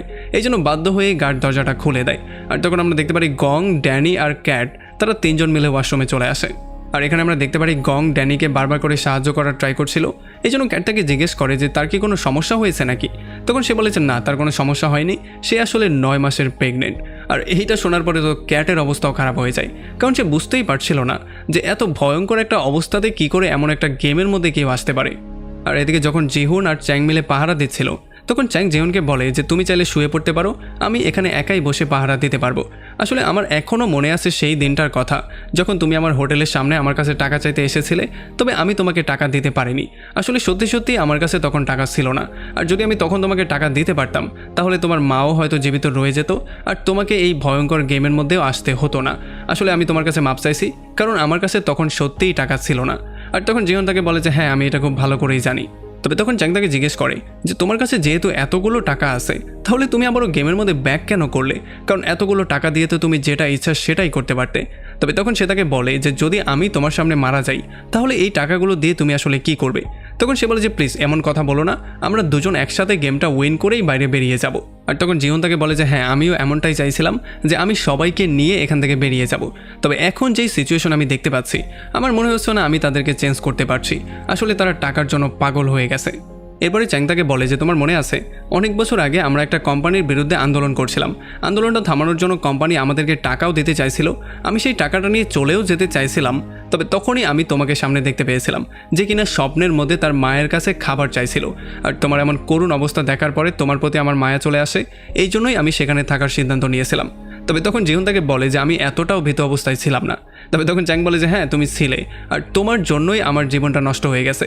তবে তখন জিহুন প্রচণ্ড রাগ করে তাকে বলে যে তোমার জন্য আমার ওয়াইফ আমাকে ছেড়ে দিয়ে চলে গিয়েছে, আমার বাচ্চা আমার থেকে দূরে চলে গিয়েছে, কারণ তুমি প্রত্যেক দিন আমাকে মদ খাওয়াতে, আর এই মদের জন্য আমি কোনো কাজকর্ম করতে পারতাম না। তবে তখন চ্যাং তাকে বলে যে তুমি আসলে একটু বেশিই পাগল হয়ে গিয়েছিলে, তবে এখন তুমি একটু লাইনে এসেছো, তুমি এখন আবার সেই পুরনো জেনহুর মতোই কথা বলা শুরু করছো। আর এটা শোনার পরে জেনহু একটু শান্ত হয়। আর এরপর আমরা দেখতে পারি তারা দুজন তাদের পুরনো দিনগুলো নিয়ে আলাপ করা শুরু করে। আর এখানে চ্যাং বারবার করে জেনহুকে কিপটা বলে ডাকছিল, মানে আমরা বুঝতে পারি তাদের দুজনের বন্ধুত্ব এখনও অনেকটা শক্ত ছিল। আর নিচে শুয়ে ইনহুও এই সমস্ত ব্যাপারগুলোকে ফিল করতে পারছিল। এরপরে পরদিন সকালবেলা আমরা দেখতে পারি জেনহো কামের সঙ্গে 2টা বোর্ড নিয়ে সমস্ত দ্বীপগুলোকে খোঁজার একটা প্ল্যানিং করেছিল। আর এরপর তারা 2টা টিমে ডিভাইডও হয়ে যায়, আর তারা তাদের কাজ শুরুও করে দেয়। আর তখন এদিকে প্রত্যেকটা প্লেয়ারকে ঘুম থেকে তুলে নতুন গেমের জন্য প্রিপারেশন নিতে বলা হয়। আর তাদের সবাইকে বিশাল বড় একটা প্লেগ্রাউন্ডের মধ্যে নিয়ে আসা হয়। আর এখানে তারা দেখতে পারে নতুন একটা গেম তাদের সামনে চলে এসেছে। আসলে এখানে বিশাল বড় একটা সার্কেল দেওয়া হয়েছিল, যেই গেমটার মধ্যে তাদের সবাইকে সার্কেলের মধ্যেই থাকতে হতো। আর যখন তারা এই পুরো গোলটা ঘুরে কমপ্লিট করবে, তখন তাদেরকে একটা নাম্বার দেওয়া হবে, আর সেই নাম্বার অনুযায়ী একটা টিম বানিয়ে তাদেরকে যেই কোনো একটা ঘরের মধ্যে গিয়ে দরজাটাকে বন্ধ করতে হবে। আর এমনটা করতে পারলেই তারা সেখানে গেমটা উইন করে ফেলবে। তারপরে এক এক করে তাদের সবাইকে সেই গোল সার্কেলটার মধ্যে নিয়ে আসা হয়, আর সার্কেলটা ঘোরা শুরু করে, মানে গেমটা চালু হয়ে যায়। আর আমরা দেখতে পারি এখানে সমস্ত লাইটগুলো বন্ধ করার পরে তাদেরকে প্রথম নাম্বারটা দেয়া হয় 10, মানে 10 জনের একটা টিম বানিয়ে তাদেরকে যেই কোনো রুমের মধ্যে যেতে হবে, তাও আবার মাত্র 30 সেকেন্ডের মধ্যে, তাহলেই তারা গেমটা উইন করতে পারবে, আর নয়তো বা তাদের সবাইকে মেরে ফেলা হবে। আমরা দেখতে পারি যখন জিহুন টিম বানানোর ট্রাই করছিল, তখনই তার সামনে কেটের টিম চলে আসে। এই জন্য তারা 10 জন মিলে একটা রুমের মধ্যে চলে যায়, আর দরজাটাকে বাইরে থেকে লক করেও দেওয়া হয়। আর যে সমস্ত প্লেয়ারগুলো এখন পর্যন্ত সেখানে রয়ে গিয়েছিল, মানে তারা টিম বানিয়ে কোনো রুমে যেতে পারেনি, তাদের সবাইকে গার্ডরা এসে মেরে ফেলে। আর যখন রুমের মধ্য থেকে এই সমস্ত ব্যাপারগুলো জিহুন দেখতে পারে, তখন সে প্রচণ্ড ভয় পেয়ে যায়। আর তখন রুমের মধ্যে চ্যানি নামের সেই জ্যোতিষী মহিলাটা তাদের সবাইকে বলে যে এখন পর্যন্ত তোমরা শুধুমাত্র আমার জন্যই জীবিত আছো। এরপর সে জিওনের দিকে তাকায় আর সে বলে যে তুমি যেহেতু এখনও মারা যাওনি, তার মানে এখানে কোনো স্পেশাল কিছু একটা হতে যাচ্ছে। আর এটা বলেই সে ড্যানি নামের সেই প্রেগনেন্ট মেয়েটার দিকে তাকায়। আর এরপরে বাইরে যে সমস্ত লোকগুলো মারা গিয়েছিল বা যারা আহত হয়ে গিয়েছিল তাদের সবাইকে গার্ডরা এবার মেয়ের কোনো ডিস্টারবেন্স ছাড়াই এক এক করে বক্সের মধ্যে ভরে ফেলে আর ক্রস চিহ্ন দিয়ে তাদের অর্গানগুলো বের করার জন্য তাদেরকে নিয়ে যাওয়া হয়। তো এর একটু পরে রাউন্ড টুর খেলা শুরু হয়ে যায় আর এইবার তাদেরকে নাম্বার দেওয়া হয় 4। এই জন্য সবাই যার যার টিমকে ব্রেক করার ট্রাই করছিল। আমরা দেখতে পারি ক্যাট ও চ্যানিকে বাদ দিয়ে 4 জনের গ্রুপ নিয়ে একটা রুমের মধ্যে ঢুকে যায়। আর অন্যদিকে ইনহো জিওনকে বলে তোমরা দ্রুত 4 জন গিয়ে রুমের মধ্যে ঢুকে পড়ো, মানে সে নিজেকে স্যাক্রিফাইস করার জন্য রেডি হয়ে যায়। যদিও জিওন রুমে যাওয়ার আগে বারবার করে ইনহোকে চারপাশে খুঁজছিল, তবে সে কোথাও তাকে দেখতে পাচ্ছিল না। আর এই জন্য বাধ্য হয়ে সে রুমটাকে বন্ধ করে দেয় আর বাইরে গার্ডরা গুলি করে তাদের সবাইকে মেরে ফেলে। একটা রুমের মধ্যে 3 জন গিয়ে কোনো রকমে লুকিয়ে পড়েছিল, তবে যখন গার্ডরা ক্যামেরার মাধ্যমে এটা দেখতে পারে তখন একটা গার্ড গিয়ে গুলি করে সেই 3 জনকেই সেখানে মেরে ফেলে।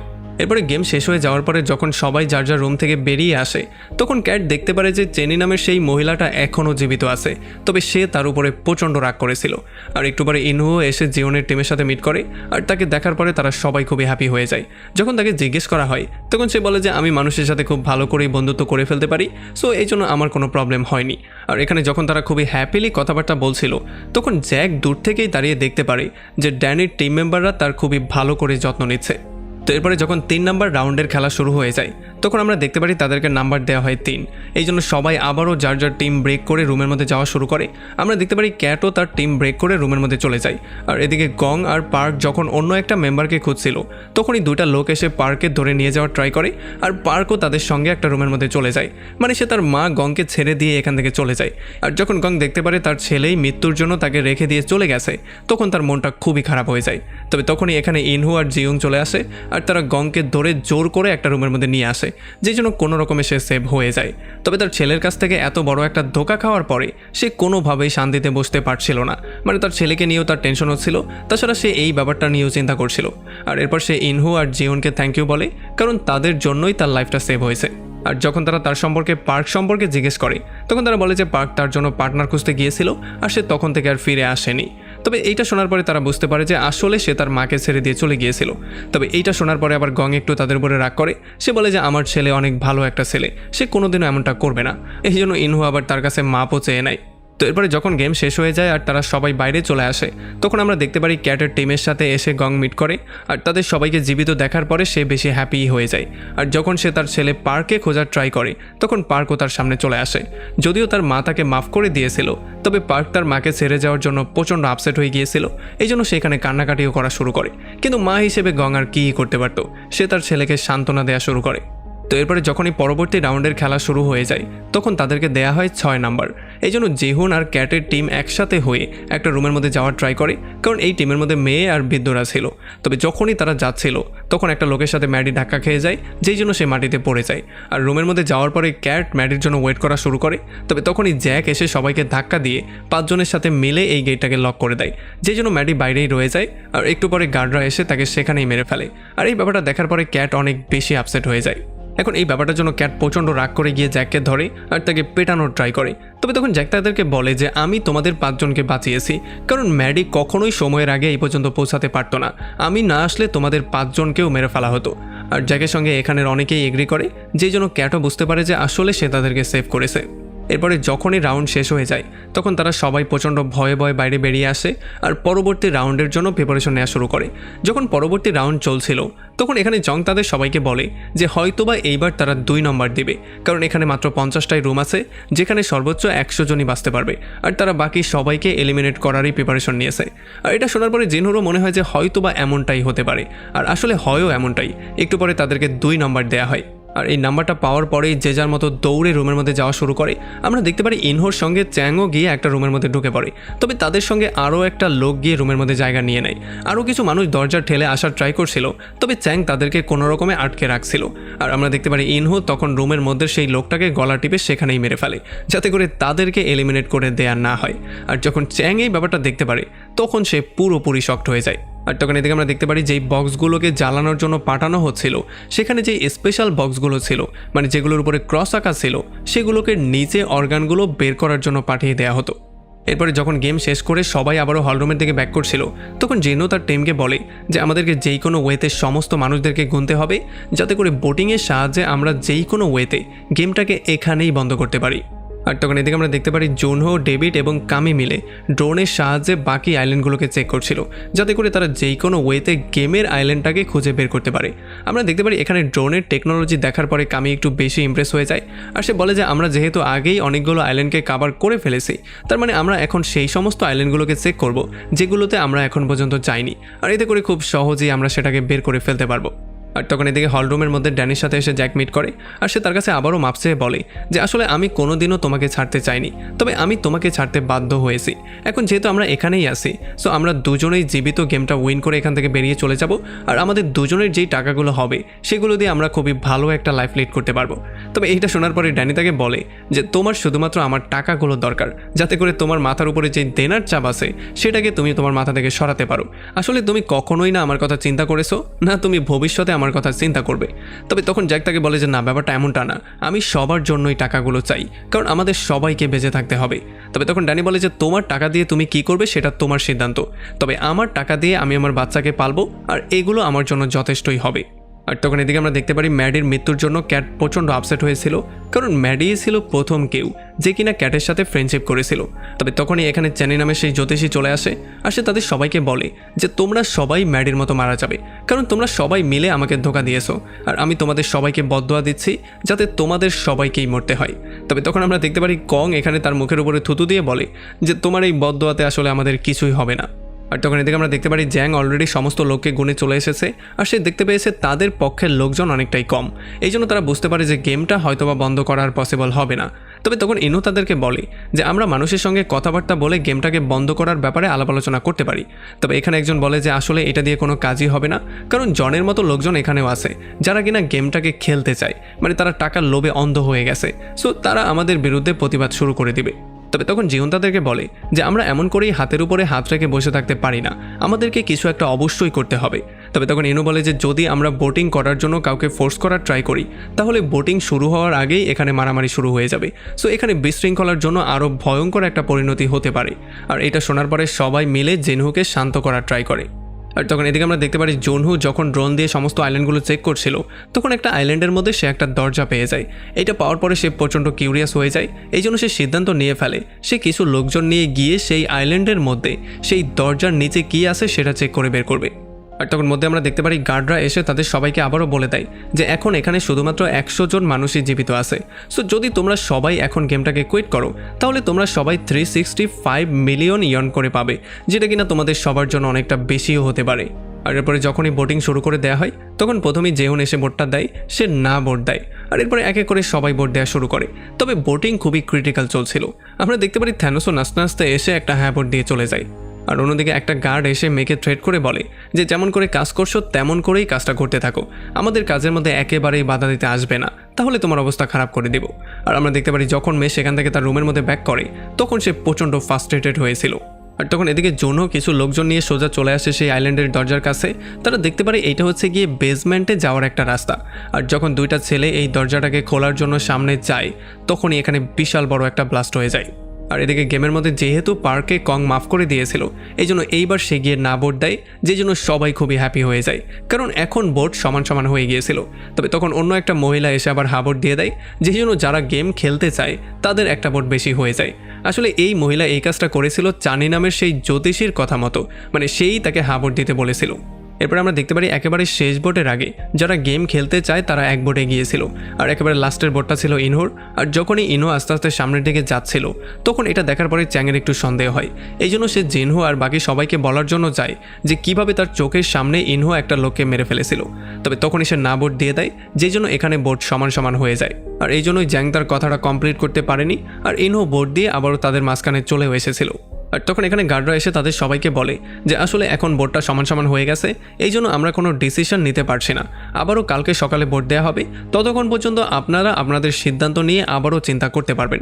আর এই ব্যাপারগুলো শোনার পরে জিহুন এই ব্যাপারটা ক্লিয়ারলি বুঝতে পারে যে অর্গানাইজাররা চাইছে যেই কোনো ওয়েতে তাদের মধ্যে একটা ঝামেলা সৃষ্টি করার।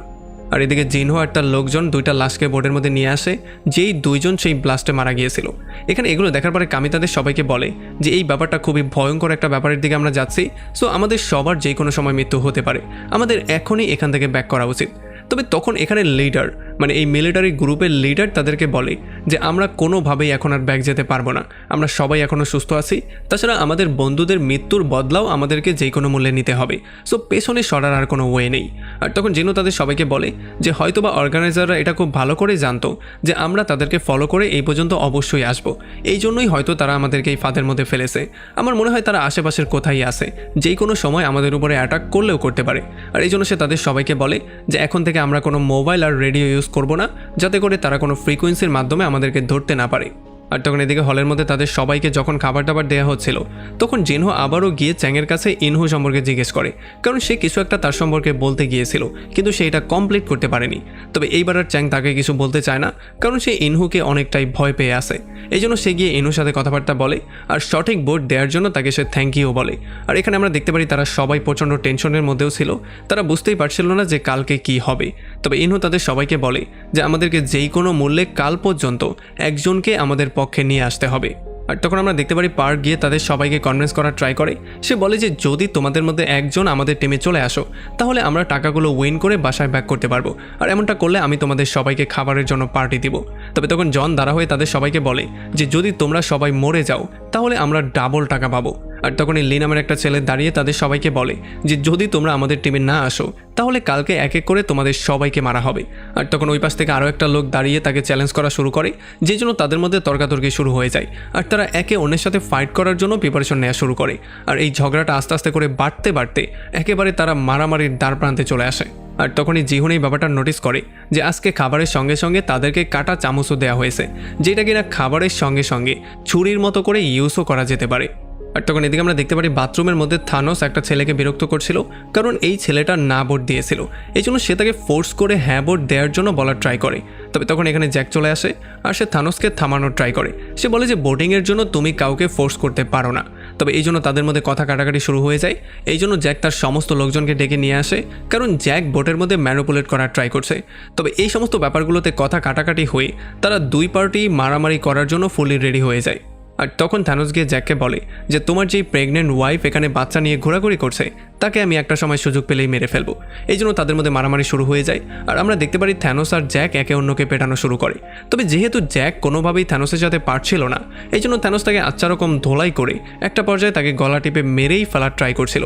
তবে তখনই জ্যাক সেই কাঁটা চামচের ইউজ করে থ্যানোসকে এখানেই শেষ করে দেয়। এখন যখন সবাই দেখতে পারে জ্যাক থ্যানোসকে মেরে ফেলেছে, তখন তারা সবাই আরও বেশি অ্যাগ্রেসিভ হয়ে যায় আর কাঁটা চামচ দিয়ে একে অন্যকে মারা শুরু করে। আর তখন জ্যাক প্রচণ্ড ভয় পেয়ে ওয়াশরুমের মধ্যে গিয়ে লুকিয়ে পড়ে। আর আমরা দেখতে পারি এই পুরো মারামারিটা ওয়াশরুমের মধ্যে গার্ডের তদারকিতেই হচ্ছিল, মানে গার্ডরা বাইরে দাঁড়িয়ে উল্টো পাহারা দিচ্ছিল। আর তখন এখানে হলের মধ্যে সেই মৃত মানুষদের নামগুলো অ্যানাউন্স করা হয়, মানে যারা বাথরুমে মারা গিয়েছে তাদের নাম বলা হয় আর তাদের ভাগের টাকাগুলো সেখানে যোগ করে দেওয়া হয়। তবে এইটা শোনার পরে এখানে সবাই পুরো কনফিউজ হয়ে যায়, কারণ তারা বুঝতেই পারছিল না সেই মানুষগুলো মারা কী করে গেল। আর তখনই দুই পার্টির লোক বাথরুম থেকে বেরিয়ে আসে আর এক্সপ্লেন করে সমস্ত ব্যাপারগুলো বলা শুরু করে। তারা বলে যে বোটিংয়ের জন্য কিভাবে তারা একে অন্যকে পেটানো শুরু করে দিয়েছিল, আর এই জন্যই অনেকগুলো মানুষের মৃত্যু হয়েছে। তারা যে যার মতো করে বোটিং তাদের পক্ষে নেওয়ার ট্রাই করছিল। আর এগুলো শোনার পরে জন তাদের সবাইকে বলে যে তাহলে তো আমাদের পক্ষের যে লোকগুলো ছিল তাদেরকে ভালো করে কাউন্ট করতে হবে, যাতে করে আমরা বুঝতে পারি যে বোটিংয়ের মধ্যে কতটা ব্যবধান কালকে সকালে হতে পারে। আর তখন এদিকে আমরা দেখতে পারি যখন রাতের বেলায় সমুদ্রের মধ্যে বৃষ্টি হচ্ছিল, তখন একটা গার্ডের বমি চলে আসে। এই জন্য যখনই সে বমি করে আবারও ব্যাক করার ট্রাই করছিল, তখন সে দেখতে পারে যেই রুমের মধ্যে তারা অস্ত্র রেখেছে সেই রুমের দরজাটা খোলা। আর যখন সে ভালো করে গিয়ে চেক করে, তখন সে দেখতে পারে কামি তাদের ড্রোনগুলোকে নষ্ট করার ট্রাই করছিল। তবে যেহেতু এই গার্ডটা প্রচণ্ড নেশার মধ্যে ছিল, এই জন্য সে কিছুই বুঝতে পারে না। আর কামি তাকে আস্তে করে সাইডে নিয়ে এসে তার পেটের মধ্যে ছুরি ঢুকিয়ে দিয়ে তাকে সেখানেই মেরে ফেলে, আর এরপর তাকে সমুদ্রের মধ্যেও ফেলে দেয়। আর তখন আমরা জানতে পারি যে কামি হচ্ছে গিয়ে সেই গেমেরই একজন লোক, যাকে কিনা ইনহু পাঠিয়েছিল তার ভাইকে সেভ করার জন্য আর তার ভাইয়ের উপরে নজরদারিও করার জন্য। আর তখনই শব্দ শুনে এখানে ডেভিড চলে আসে আর সে কামিকে জিজ্ঞেস করে তুমি বাইরে কি করছো। তখন কামি বলে যে এখান থেকে কোনো একটা শব্দ আমি পাচ্ছিলাম, এই জন্যই আমি চেক করতে বাইরে এসেছি। আর এটা শোনার পরে ডেভিডও কনভিন্স হয়ে যায়। আর এদিকে হলের মধ্যে যখন জন তার লোকজনকে কাউন্ট করে তখন সে দেখতে পারে যে তার 3টা লোকের মৃত্যু হয়েছে, অন্যদিকে জিহুনের গ্রুপের 2টা লোকের মৃত্যু হয়েছে, মানে তাদের কাছে এখন একটা ভোট বেশি আছে। তবে তখন এখানে গার্ডরা এসে বলে রাত অনেকটা হয়ে গেছে, তোমাদের সবাইকে যার যার সিটে গিয়ে ঘুমাতে হবে। তবে যাওয়ার সময় জিহুন এই ব্যাপারটা নোটিস করে যে জন আর তার লোকজন তাদের দিকে প্রচণ্ড রাগ নিয়ে তাকিয়ে আছে। আর তখন এদিকে আমরা দেখতে পারি সমস্ত অর্গানগুলো নিয়ে গার্ডরা একটা পানির রাস্তা দিয়ে সামনের দিকে যাওয়া শুরু করে।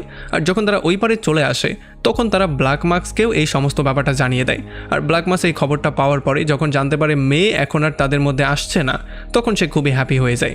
এরপর সে সোজা চলে আসে কন্ট্রোল রুমের মধ্যে, আর সে সমস্ত গার্ডদেরকে বাইরে এসে যার যার পজিশন নেওয়ার জন্য বলে, কারণ তাদের যে স্পেশাল গেমটা আছে সেটা একটু পরেই শুরু হবে।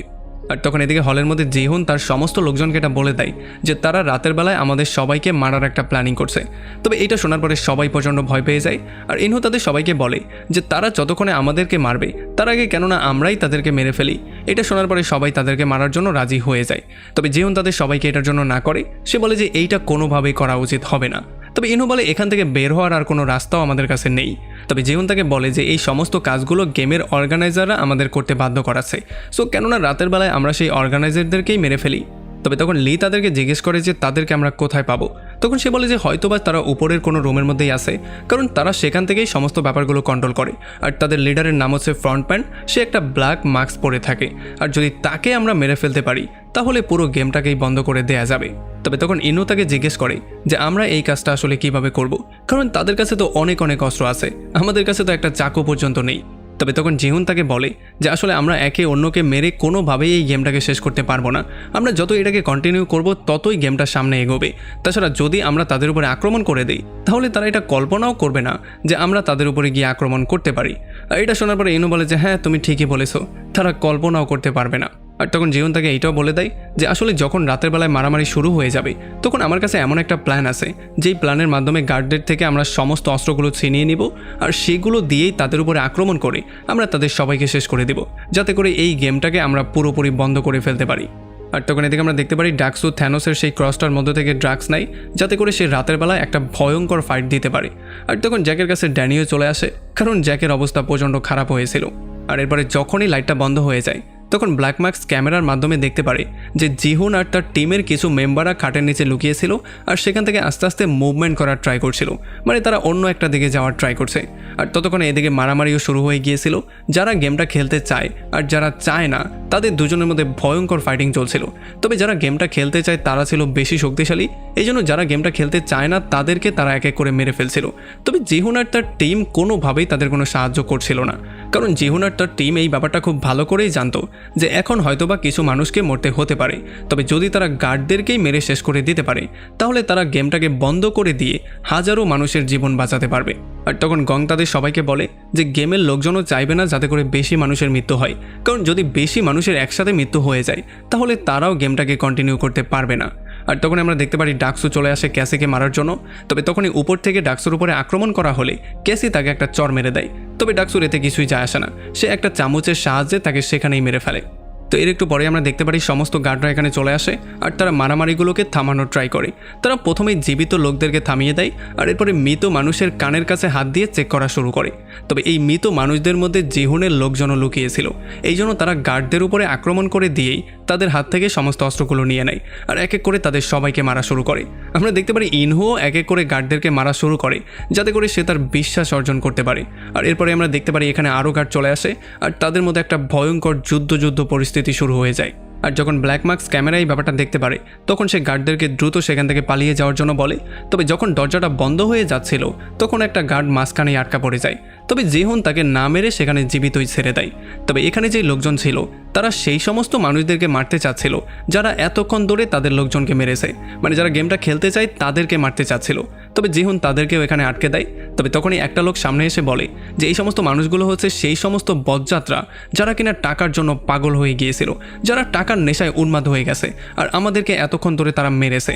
সো এখন তো আমি তাদেরকে যেই কোনো ওয়েতে মেরেই ছাড়বো। তবে জিহুন তাকে বুঝিয়ে বলার ট্রাই করে যে এই অস্ত্রগুলো আমরা তাদেরকে মারার জন্য নেইনি, আর যদি আমরা তাদেরকে মেরেই ফেলি তাহলে তাদের আর আমাদের মধ্যে কোনো পার্থক্যই থাকবে না। এটা বলে সে সবাইকে কোনো রকমে শান্ত করে। আর এরপরে যতগুলো অস্ত্র তারা কালেক্ট করেছে সমস্ত অস্ত্রগুলো তারা এখানে জমা করা শুরু করে। তো এরপরে জিওন তাদের সবাইকে বলে যে এই অস্ত্রগুলো নিয়ে একটু পরেই আমরা গার্ডদের হেডকোয়ার্টারে যাব আর এক এক করে তাদের সবাইকে খুঁজে খুঁজে প্রত্যেককে সেখানেই মেরে ফেলবো। এমন করেই আমরা গেমটাকে সারা জীবনের জন্য বন্ধ করে দেব, যাতে করে আর কোনো মানুষকে তারা টাকার লোভ দেখিয়ে মারতে না পারে। সো যদি কেউ এখানে এমন থাকেন যে কিনা আগে থেকেই বন্দুক চালাতে পারেন, তাহলে প্লিজ আপনারা এসে আমাকে সাহায্য করুন। তবে আমরা দেখতে পারি জনের টিম থেকে কেউই যাওয়ার জন্য রাজি হয় না, আর জ্যাককেও ড্যানি ইশারাতে না করে দেয় যাতে করে সে না যায়। আর তখন আমরা দেখতে পারি চ্যাং এখানে সবার সামনে চলে আসে আর সে তাদের সবাইকে বলে যে আপনাদের মতো আমরাও অনেকটা ভয়ের মধ্যে আছি, তবে এখান থেকে বের হওয়ার এইটাই হচ্ছে গিয়ে আমাদের শেষ সুযোগ। আমাদের যেই কোনো মূল্যে এখান থেকে বেরোতে হবে, সো প্লিজ আপনারা এসে আমাদেরকে সাহায্য করুন। আর এইটা শোনার পরে কিছু ছেলে সামনে আসা শুরু করে। এখানে পার্কও আসার ট্রাই করছিল, তবে গং তাকে সেখানে আটকে দেয়। আর এরপরে জিহুন তাদের সবাইকে একটা একটা করে অস্ত্র দিয়ে দেয় আর ওয়াকি টকি চালানোর প্র্যাকটিস করার জন্য বলে। আর এরপর সে ইনুকেও থ্যাংক ইউ বলে, কারণ সেই তার লাইফটা একটু আগে সেভ করেছিল। তো এরপরে ক্যাট সবাইকে বন্দুক চালানো শেখানো শুরু করে, যাতে করে তারা যেই কোনো মূল্যে গার্ডদেরকে মারতে পারে। যেহেতু ক্যাট আগে মিলিটারি অফিসার ছিল, এই জন্য সে বন্দুক সম্পর্কে ভালো করেই সব কিছু জানে। আর তাছাড়া বারবার করে কিভাবে ম্যাগাজিন লোড করতে হয় সেই ব্যাপারটাও তাদেরকে শিখিয়ে দেয়, যাতে করে বন্দুক খালি হলে তাদের নিজেদেরই মরতে না হয়। এরপরে যখনই জিহুন আর তার টিম গিয়ে সেই ধরা পড়া গার্ডের মুখটা চেক করে, তখন তারা দেখতে পারে এইটা খুবই বাচ্চা বয়সী একটা ছেলে। এই জন্য সে তাকে গান পয়েন্টে করে বলে যে দ্রুত তোমার বসের কাছে আমাকে নিয়ে চলো। আর এরপর তারা সবাই মিলে দরজাটা ভেঙে বাইরে আসে আর আস্তে আস্তে করে তারা হলরুম থেকে বাইরে যাওয়া শুরু করে। তবে বাইরে আসার সঙ্গে সঙ্গেই গার্ডরা তাদের উপরে আক্রমণ করে দেয়, তবে তারাও কোনো রকমে গুলি করে গার্ডদেরকে উড়িয়ে দেয়। আর আমরা দেখতে পারি ক্যাট গুলি করে করে সমস্ত ক্যামেরাগুলোকে নষ্ট করে দিচ্ছিল। তো এরপরে একটু সামনে যাওয়ার পরেই সেই ছেলেটা জিওনকে বলে যে একটু সামনে গেলেই আমাদের কন্ট্রোল রুম, যেটাকে তুমি আমাদের এই মাস্কের সাহায্যে ওপেন করতে পারবে। এটা বলেই সে তাকে মাস্কটা দেয়। সে বলে সেখানেই আমাদের ফ্রন্টম্যান আছে। তবে তখনই সে জিওনের পেছনে ফ্রন্টম্যানকে দেখতে পারে, মানে ইনহুকে দেখতে পারে, যে কিনা আসলে ছিল তাদের লিডার। আর এটা দেখার পরে তার অবস্থা খারাপ হয়ে যায়। তবে সে কিছু একটা বলতে যেত, তার আগে এই গার্ডরা তাকে শ্যুট করে মেরে ফেলে। আর এই জন্য এখানে একটা হট্টগোল শুরু হয়ে যায়, একটা গোলাগুলির পরিস্থিতি শুরু হয়ে যায়। আর তখন জিওন গিয়ে ইনুকে বলে যে আমি 2টা লোক নিয়ে কন্ট্রোল রুমের দিকে যাচ্ছি, ততক্ষণ এখানে গার্ডদেরকে তোমরা হ্যান্ডেল করো। আর যখনই সে 2টা লোককে নিয়ে কন্ট্রোল রুমের দিকে যাওয়া শুরু করে, তখন এদিকে আমরা দেখতে পারি আস্তে আস্তে করে প্লেয়ারদের গুলি শেষ হয়ে যাচ্ছিল। এই জন্য তারা তাদের ম্যাগাজিনগুলো একজন অন্যজনের সাথে শেয়ার করা শুরু করে। আর তখন এদিকে যখনই জিউন সেই মাস্কটার ইউজ করে একটা দরজার সামনে যায়, তখনই বিশাল বড় একটা দরজা ওপেন হয়ে যায়, যেটার ওই পারে একটা বিশাল বড় রাস্তা ছিল। আর সে ওয়াকিটকির সাহায্যে ইনহুকেও এই খবরটা জানিয়ে দেয়। আর তখনই জেনু আর চ্যাংয়ের উপরে গার্ডরা এসে আক্রমণ করে দেয়। তবে তাদের সবাইকে মেরে তারা কোনো রকমের সামনে যাওয়া শুরু করে। আর আমরা দেখতে পারি সিসিটিভি ক্যামেরার মাধ্যমে ব্ল্যাক মার্কসও এই সমস্ত ব্যাপারগুলো ফলো করছিল। এই জন্য সে একটা বিশাল বড় গার্ডদের বাহিনীকে পাঠায়, যাতে করে তাদেরকে মেইন ডোরের কাছেই তারা আটকে দিতে পারে। আর তখন এদিকে আমরা দেখতে পারি প্লেয়ার আর গার্ডদের মধ্যে ভয়ঙ্কর রকমের একটা গোলাগুলি হচ্ছিল, যেখানে প্লেয়ারদের গুলি আস্তে আস্তে শেষ হয়ে যাচ্ছিল। এই জন্য তারা যে কোনো ওয়েতে জিহুনের কাছ পর্যন্ত পৌঁছানোর ট্রাই করছিল। তবে এখানে ইনহো তাদের সবাইকে বলে যে কোনো পরিকল্পনা ছাড়া আমাদের এখান থেকে মুভ করা একেবারেই উচিত হবে না। আর তখন এদিকে যখন জিহুন আর চ্যাং গার্ডদের সাথে গোলাগুলি করছিল, তখন আস্তে আস্তে করে তাদের গুলিও শেষ হয়ে যাচ্ছিল। আর অন্যদিকে আমরা দেখতে পারি ক্যাট আর তার টিমের গুলিও আস্তে আস্তে শেষ হয়ে যাচ্ছিল। আর এই জন্য চ্যাং ইনহুকে দ্রুত এখানে আসার জন্য বলে। তবে ইনহু তাদেরকে ক্লিয়ারলি জানিয়ে দেয় যে আমাদের কাছেও এখন কোনো গুলি নেই। তবে তখন চ্যাং তাকে বলে যে প্রত্যেকটা গার্ড তাদের পকেটে আলাদা করে একটা ম্যাগাজিন রাখে, সো হলের মধ্যে 2-1টা লোককে পাঠাও, যাতে করে সেখানের গার্ডদের পকেট থেকে ম্যাগাজিনগুলোকে তারা আনতে পারে। আর এই ব্যাপারটা ইনহু তাদের সবাইকে জানিয়ে দেয়। এই জন্য 2টা লোক ম্যাগাজিন আনার জন্য হলের মধ্যে যায়, আর বাকি 2জনকে নিয়ে সে সামনে যাওয়ার ট্রাই করে। আর এদিকে যেহেতু জিওনের কাছেও কোনো গুলি ছিল না, এই জন্য চ্যাং তাকে পেছন থেকে কাভার দেওয়া শুরু করে। আর সে কোনো রকমে হলের মধ্যে মৃত গার্ডদের পকেট থেকে ম্যাগাজিনগুলো নিয়ে আবারও ফাইট করার সিদ্ধান্ত নেয়। আর এদিকে যখন লি দৌড়ে হলের মধ্যে এসে সমস্ত গার্ডদের পকেট চেক করা শুরু করে, তখন পার্ক তাদেরকে এটার কারণ জিজ্ঞেস করে। এই জন্য সে বলে যে আমাদের সমস্ত গুলি শেষ হয়ে গেছে, আর গার্ডদের পকেটে একটা করে ম্যাগাজিন এক্সট্রা থাকে। এই জন্য সেও তাদেরকে সাহায্য করা শুরু করে। আর এদিকে জিহুনও ম্যাগাজিনগুলো নিয়ে আবারও পেছনে ব্যাক করে, আর তারা গার্ডদের সঙ্গে আবারও গোলাগুলি করা শুরু করে। তবে তখনই এখানে ইনহু চলে আসে। সে বলে যে আমি রাস্তায় আসার সময় একটা নকশা দেখতে পেয়েছিলাম, যেখানে হয়তোবা কন্ট্রোল রুমে যাওয়ার পেছন দিয়ে একটা রাস্তা আছে। সো আমি পেছন দিয়ে গিয়ে গার্ডদেরকে মারা শুরু করি, যাতে করে তোমরা এখান দিয়ে খুব সহজেই ভেতরে যেতে পারো। এই জন্য জিহুনও তাকে যাওয়ার পারমিশন দিয়ে দেয়, আর সঙ্গে সে তার শেষ ম্যাগাজিনটাও ইনহুর হাতে তুলে দেয়। আর এদিকে যখন ইনু ম্যাগাজিন আর 2টা গার্ড নিয়ে অন্যদিকে যাওয়া শুরু করেছিল, তখন লি এখানে সমস্ত গার্ডদের পকেট থেকে ম্যাগাজিনগুলো বের করে সেগুলো নিয়ে উপরের দিকে যাওয়ার ট্রাই করছিল। তবে উপরের থেকে সে ভয়ঙ্কর রকমের গোলাগুলির শব্দ শুনতে পারে, যে জন্য তার অবস্থা প্রচণ্ড খারাপ হয়ে যায়। আর ওয়াকিটকির মাধ্যমে বারবার করে ক্যাট তাকে উপরে যাওয়ার জন্য বলছিল, তবে সে কোনোভাবেই উপরে যেতে চাইছিল না। সে ওয়াকিটকিটাকে নিচে ফেলে দেয়, আর প্রচণ্ড ভয় পেয়ে সে এখানেই রয়ে যাওয়ার সিদ্ধান্ত নেয়। আর এই ব্যাপারটাতে ক্যাট তার উপরে প্রচণ্ড রাগ করে, এই জন্য সে সমস্ত ম্যাগাজিনগুলো আনার জন্য নিজেই নিচে যাওয়ার সিদ্ধান্ত নেয়। আর তখন এদিকে আমরা দেখতে পারি যখন ইনু পেছনের রাস্তায় চলে আসে তখন সে তার দুইটা সঙ্গীকেই শ্যুট করে সেখানে মেরে ফেলে। আর তখন তার ম্যাগাজিনটাও শেষ হয়ে যায়, এই জন্য সে জিওনের দেয়া সেই ম্যাগাজিনটাকেই ইউজ করার সিদ্ধান্ত নেয়। আর এরপর সে ওয়াকিটকের মাধ্যমে জিওনের কাছে মাফও চায়। তবে জিওন আসলে কিছুই বুঝতে পারছিল না। আসলে জিওনের মনে হয়েছিল হয়তোবা ইনু একটু বেশি আহত অবস্থায় আছে। আর তখন ইনু এটা সুযোগ নিয়ে একটা আহত লোকের বয়স শোনায়, যে কিনা বলার ট্রাই করছিল সেই আমাদেরকে গুলি করে মেরেছে। তবে এর আগে ইনু তাকে শ্যুট করে মেরে ফেলে, এই জন্য জিওন একটা রং মেসেজ পেয়ে যায়। সে চিন্তা করে হয়তোবা তার বন্ধুর মৃত্যু হয়ে গেছে, এই জন্য তার মনটা প্রচণ্ড খারাপ হয়ে যায়। আর এরপরে ইনু ওয়াকিটকির মাধ্যমে ব্ল্যাক মার্কসকে বলে যে দ্রুত হলের মধ্যে গার্ডদেরকে পাঠাও, কারণ হলের মধ্য থেকেই ম্যাগাজিন তারা সামনে নেওয়ার ট্রাই করছে। আর এদিকে যখন ক্যাট আবারও হলের মধ্যে চলে আসে তখন সে দেখতে পারে লি প্রচণ্ড ভয় পেয়ে একটা কোনায় গিয়ে বসে আছে। আর যখন সে তার কাছে ম্যাগাজিনগুলো চায় তখন সে তাকে ম্যাগাজিনগুলো দিয়ে দেয়। আর যখন এগুলো নিয়ে ক্যাট সামনের দিকে যাওয়ার ট্রাই করছিল ততক্ষণে এখানে অনেকগুলো গার্ড মাঝখানে চলে এসেছে। এই জন্য ক্যাটও তার গানটা লোড করা শুরু করে যাতে করে এক এক করে তাদের সবাইকে মারতে পারে। তবে তখন এখানে গং এসে তাকে আটকে দেয়। সে বলে যে প্লিজ তুমি এমন করে নিজের জীবনটাকে ঝুঁকির মধ্যে ফেলো না, তুমি তাদের সাথে কোনোভাবেই এই অবস্থায় পেরে উঠতে পারবে না। আর তখন ক্যাটেরও মনে হয় যে হ্যাঁ, সেই হয়তোবা ঠিক কথাটা বলছে, এখন তার জীবনটা ঝুঁকির মধ্যে ফেলা একেবারেই উচিত হবে না। আর তখন অন্যদিকে বাকি সমস্ত প্লেয়ারদেরকেও গার্ডরা চারপাশ দিয়ে ঘিরে ফেলেছিল আর তাদের বন্দুকের গুলিও শেষ হয়ে গিয়েছিল। এই জন্য তখন চ্যাট দেখতে পারে একটা প্লেয়ার নিজেকেই শ্যুট করে মেরে ফেলেছে। তবে এরপরে যখন সে অন্য একটা সঙ্গীর সঙ্গে গিয়ে স্যারেন্ডার করে দেয় তখন তার সঙ্গীকেও শ্যুট করে মেরে ফেলা হয়। এই জন্য চ্যাট তাকে বারবার করে তার অসুস্থ ছেলে টম সম্পর্কে বলা শুরু করে। তবে গার্ডরা তার কোনো কথা না শুনে তাকে সেখানে শ্যুট করে মেরে ফেলে। আর তখন এদিকে জিহুন আর চ্যাং এখন পর্যন্ত গার্ডদের সাথে ফাইট করে যাচ্ছিল। তবে একটা পর্যায়ে যখন তাদের গুলি শেষ হয়ে যায় আর তারা জানতে পারে বাকি সমস্ত প্লেয়াররাও স্যারেন্ডার করে নিয়েছে, এই জন্য ফাইনালি তারাও এখানে স্যারেন্ডার করার সিদ্ধান্ত নেয়। আর তখনই এখানে তাদের সামনে ফ্রন্টম্যান চলে আসে। ফ্রন্টম্যান এসে তাকে বলে যে গেমের মধ্যে ব্যাক করে হয়তোবা তুমি অনেকটা মজাই পেয়েছো, হয়তোবা এই গেমটা তুমি এনজয়ও করছো। আর এইটা বলেই সে তার মাথার মধ্যে গান পয়েন্ট করে ফেলে। আর এরপরে ফ্রন্টম্যান তাকে বলে যে এই ভয়ঙ্কর অপরাধের শাস্তি তোমাকে অবশ্যই ভোগ করতে হবে। এইটা বলেই সে চ্যাংকে শ্যুট করে সেখানে মেরে ফেলে। আর যখন জিওন দেখতে পারে তার বেস্ট ফ্রেন্ড তার চোখের সামনে মারা যাচ্ছে তখন সে পাগলের মতো হয়ে যায়। সে তার উপরে গিয়ে আক্রমণও করতে চায়, কিন্তু যেহেতু এখানে অনেক গার্ড ছিল এই জন্য তারা সবাই তাকে সেখানে ধরে ফেলে। আর জিওন দেখতে পারে তার চোখের সামনে তার বেস্ট ফ্রেন্ডের মৃত্যু হচ্ছে। এটা দেখার পরে সে ভেঙে চুরমার হয়ে যায়। আর এমনই একটা ভয়ঙ্কর পয়েন্টে এই পুরো সিরিজটা এখানেই শেষ হয়ে যায়। আসলে বুঝতেই পারছেন কতটা ভয়ঙ্কর আর কতটা এক্সাইটিং ছিল এই সিজন 2। আমার মনে হয় সিজন 3ও আসবে, এই জন্যই সিরিজটাকে মাঝখানে শেষ করা হয়েছে। সো আমরা ওয়েট করতেই পারি সিজন 3 কবে আসে সেটার জন্য। তবে সিজন 2ও যে প্রচণ্ড এক্সাইটমেন্টে ভরা ছিল সেটা তো আমরা অলরেডি দেখতেই পেয়েছি। যাই হোক, ভিডিও ভালো লাগলে অবশ্যই একটা লাইক করবেন, আমাকে কমেন্ট করে জানান কেমন লাগলো ভিডিও। যদি এখন পর্যন্ত আমাদের চ্যানেলটা সাবস্ক্রাইব করে না থাকেন তাহলে প্লিজ করে ফেলুন। তো আমাদের দেখা হবে অন্য কোনো ভিডিওতে অন্য কোনো একদিন। Till then, take care.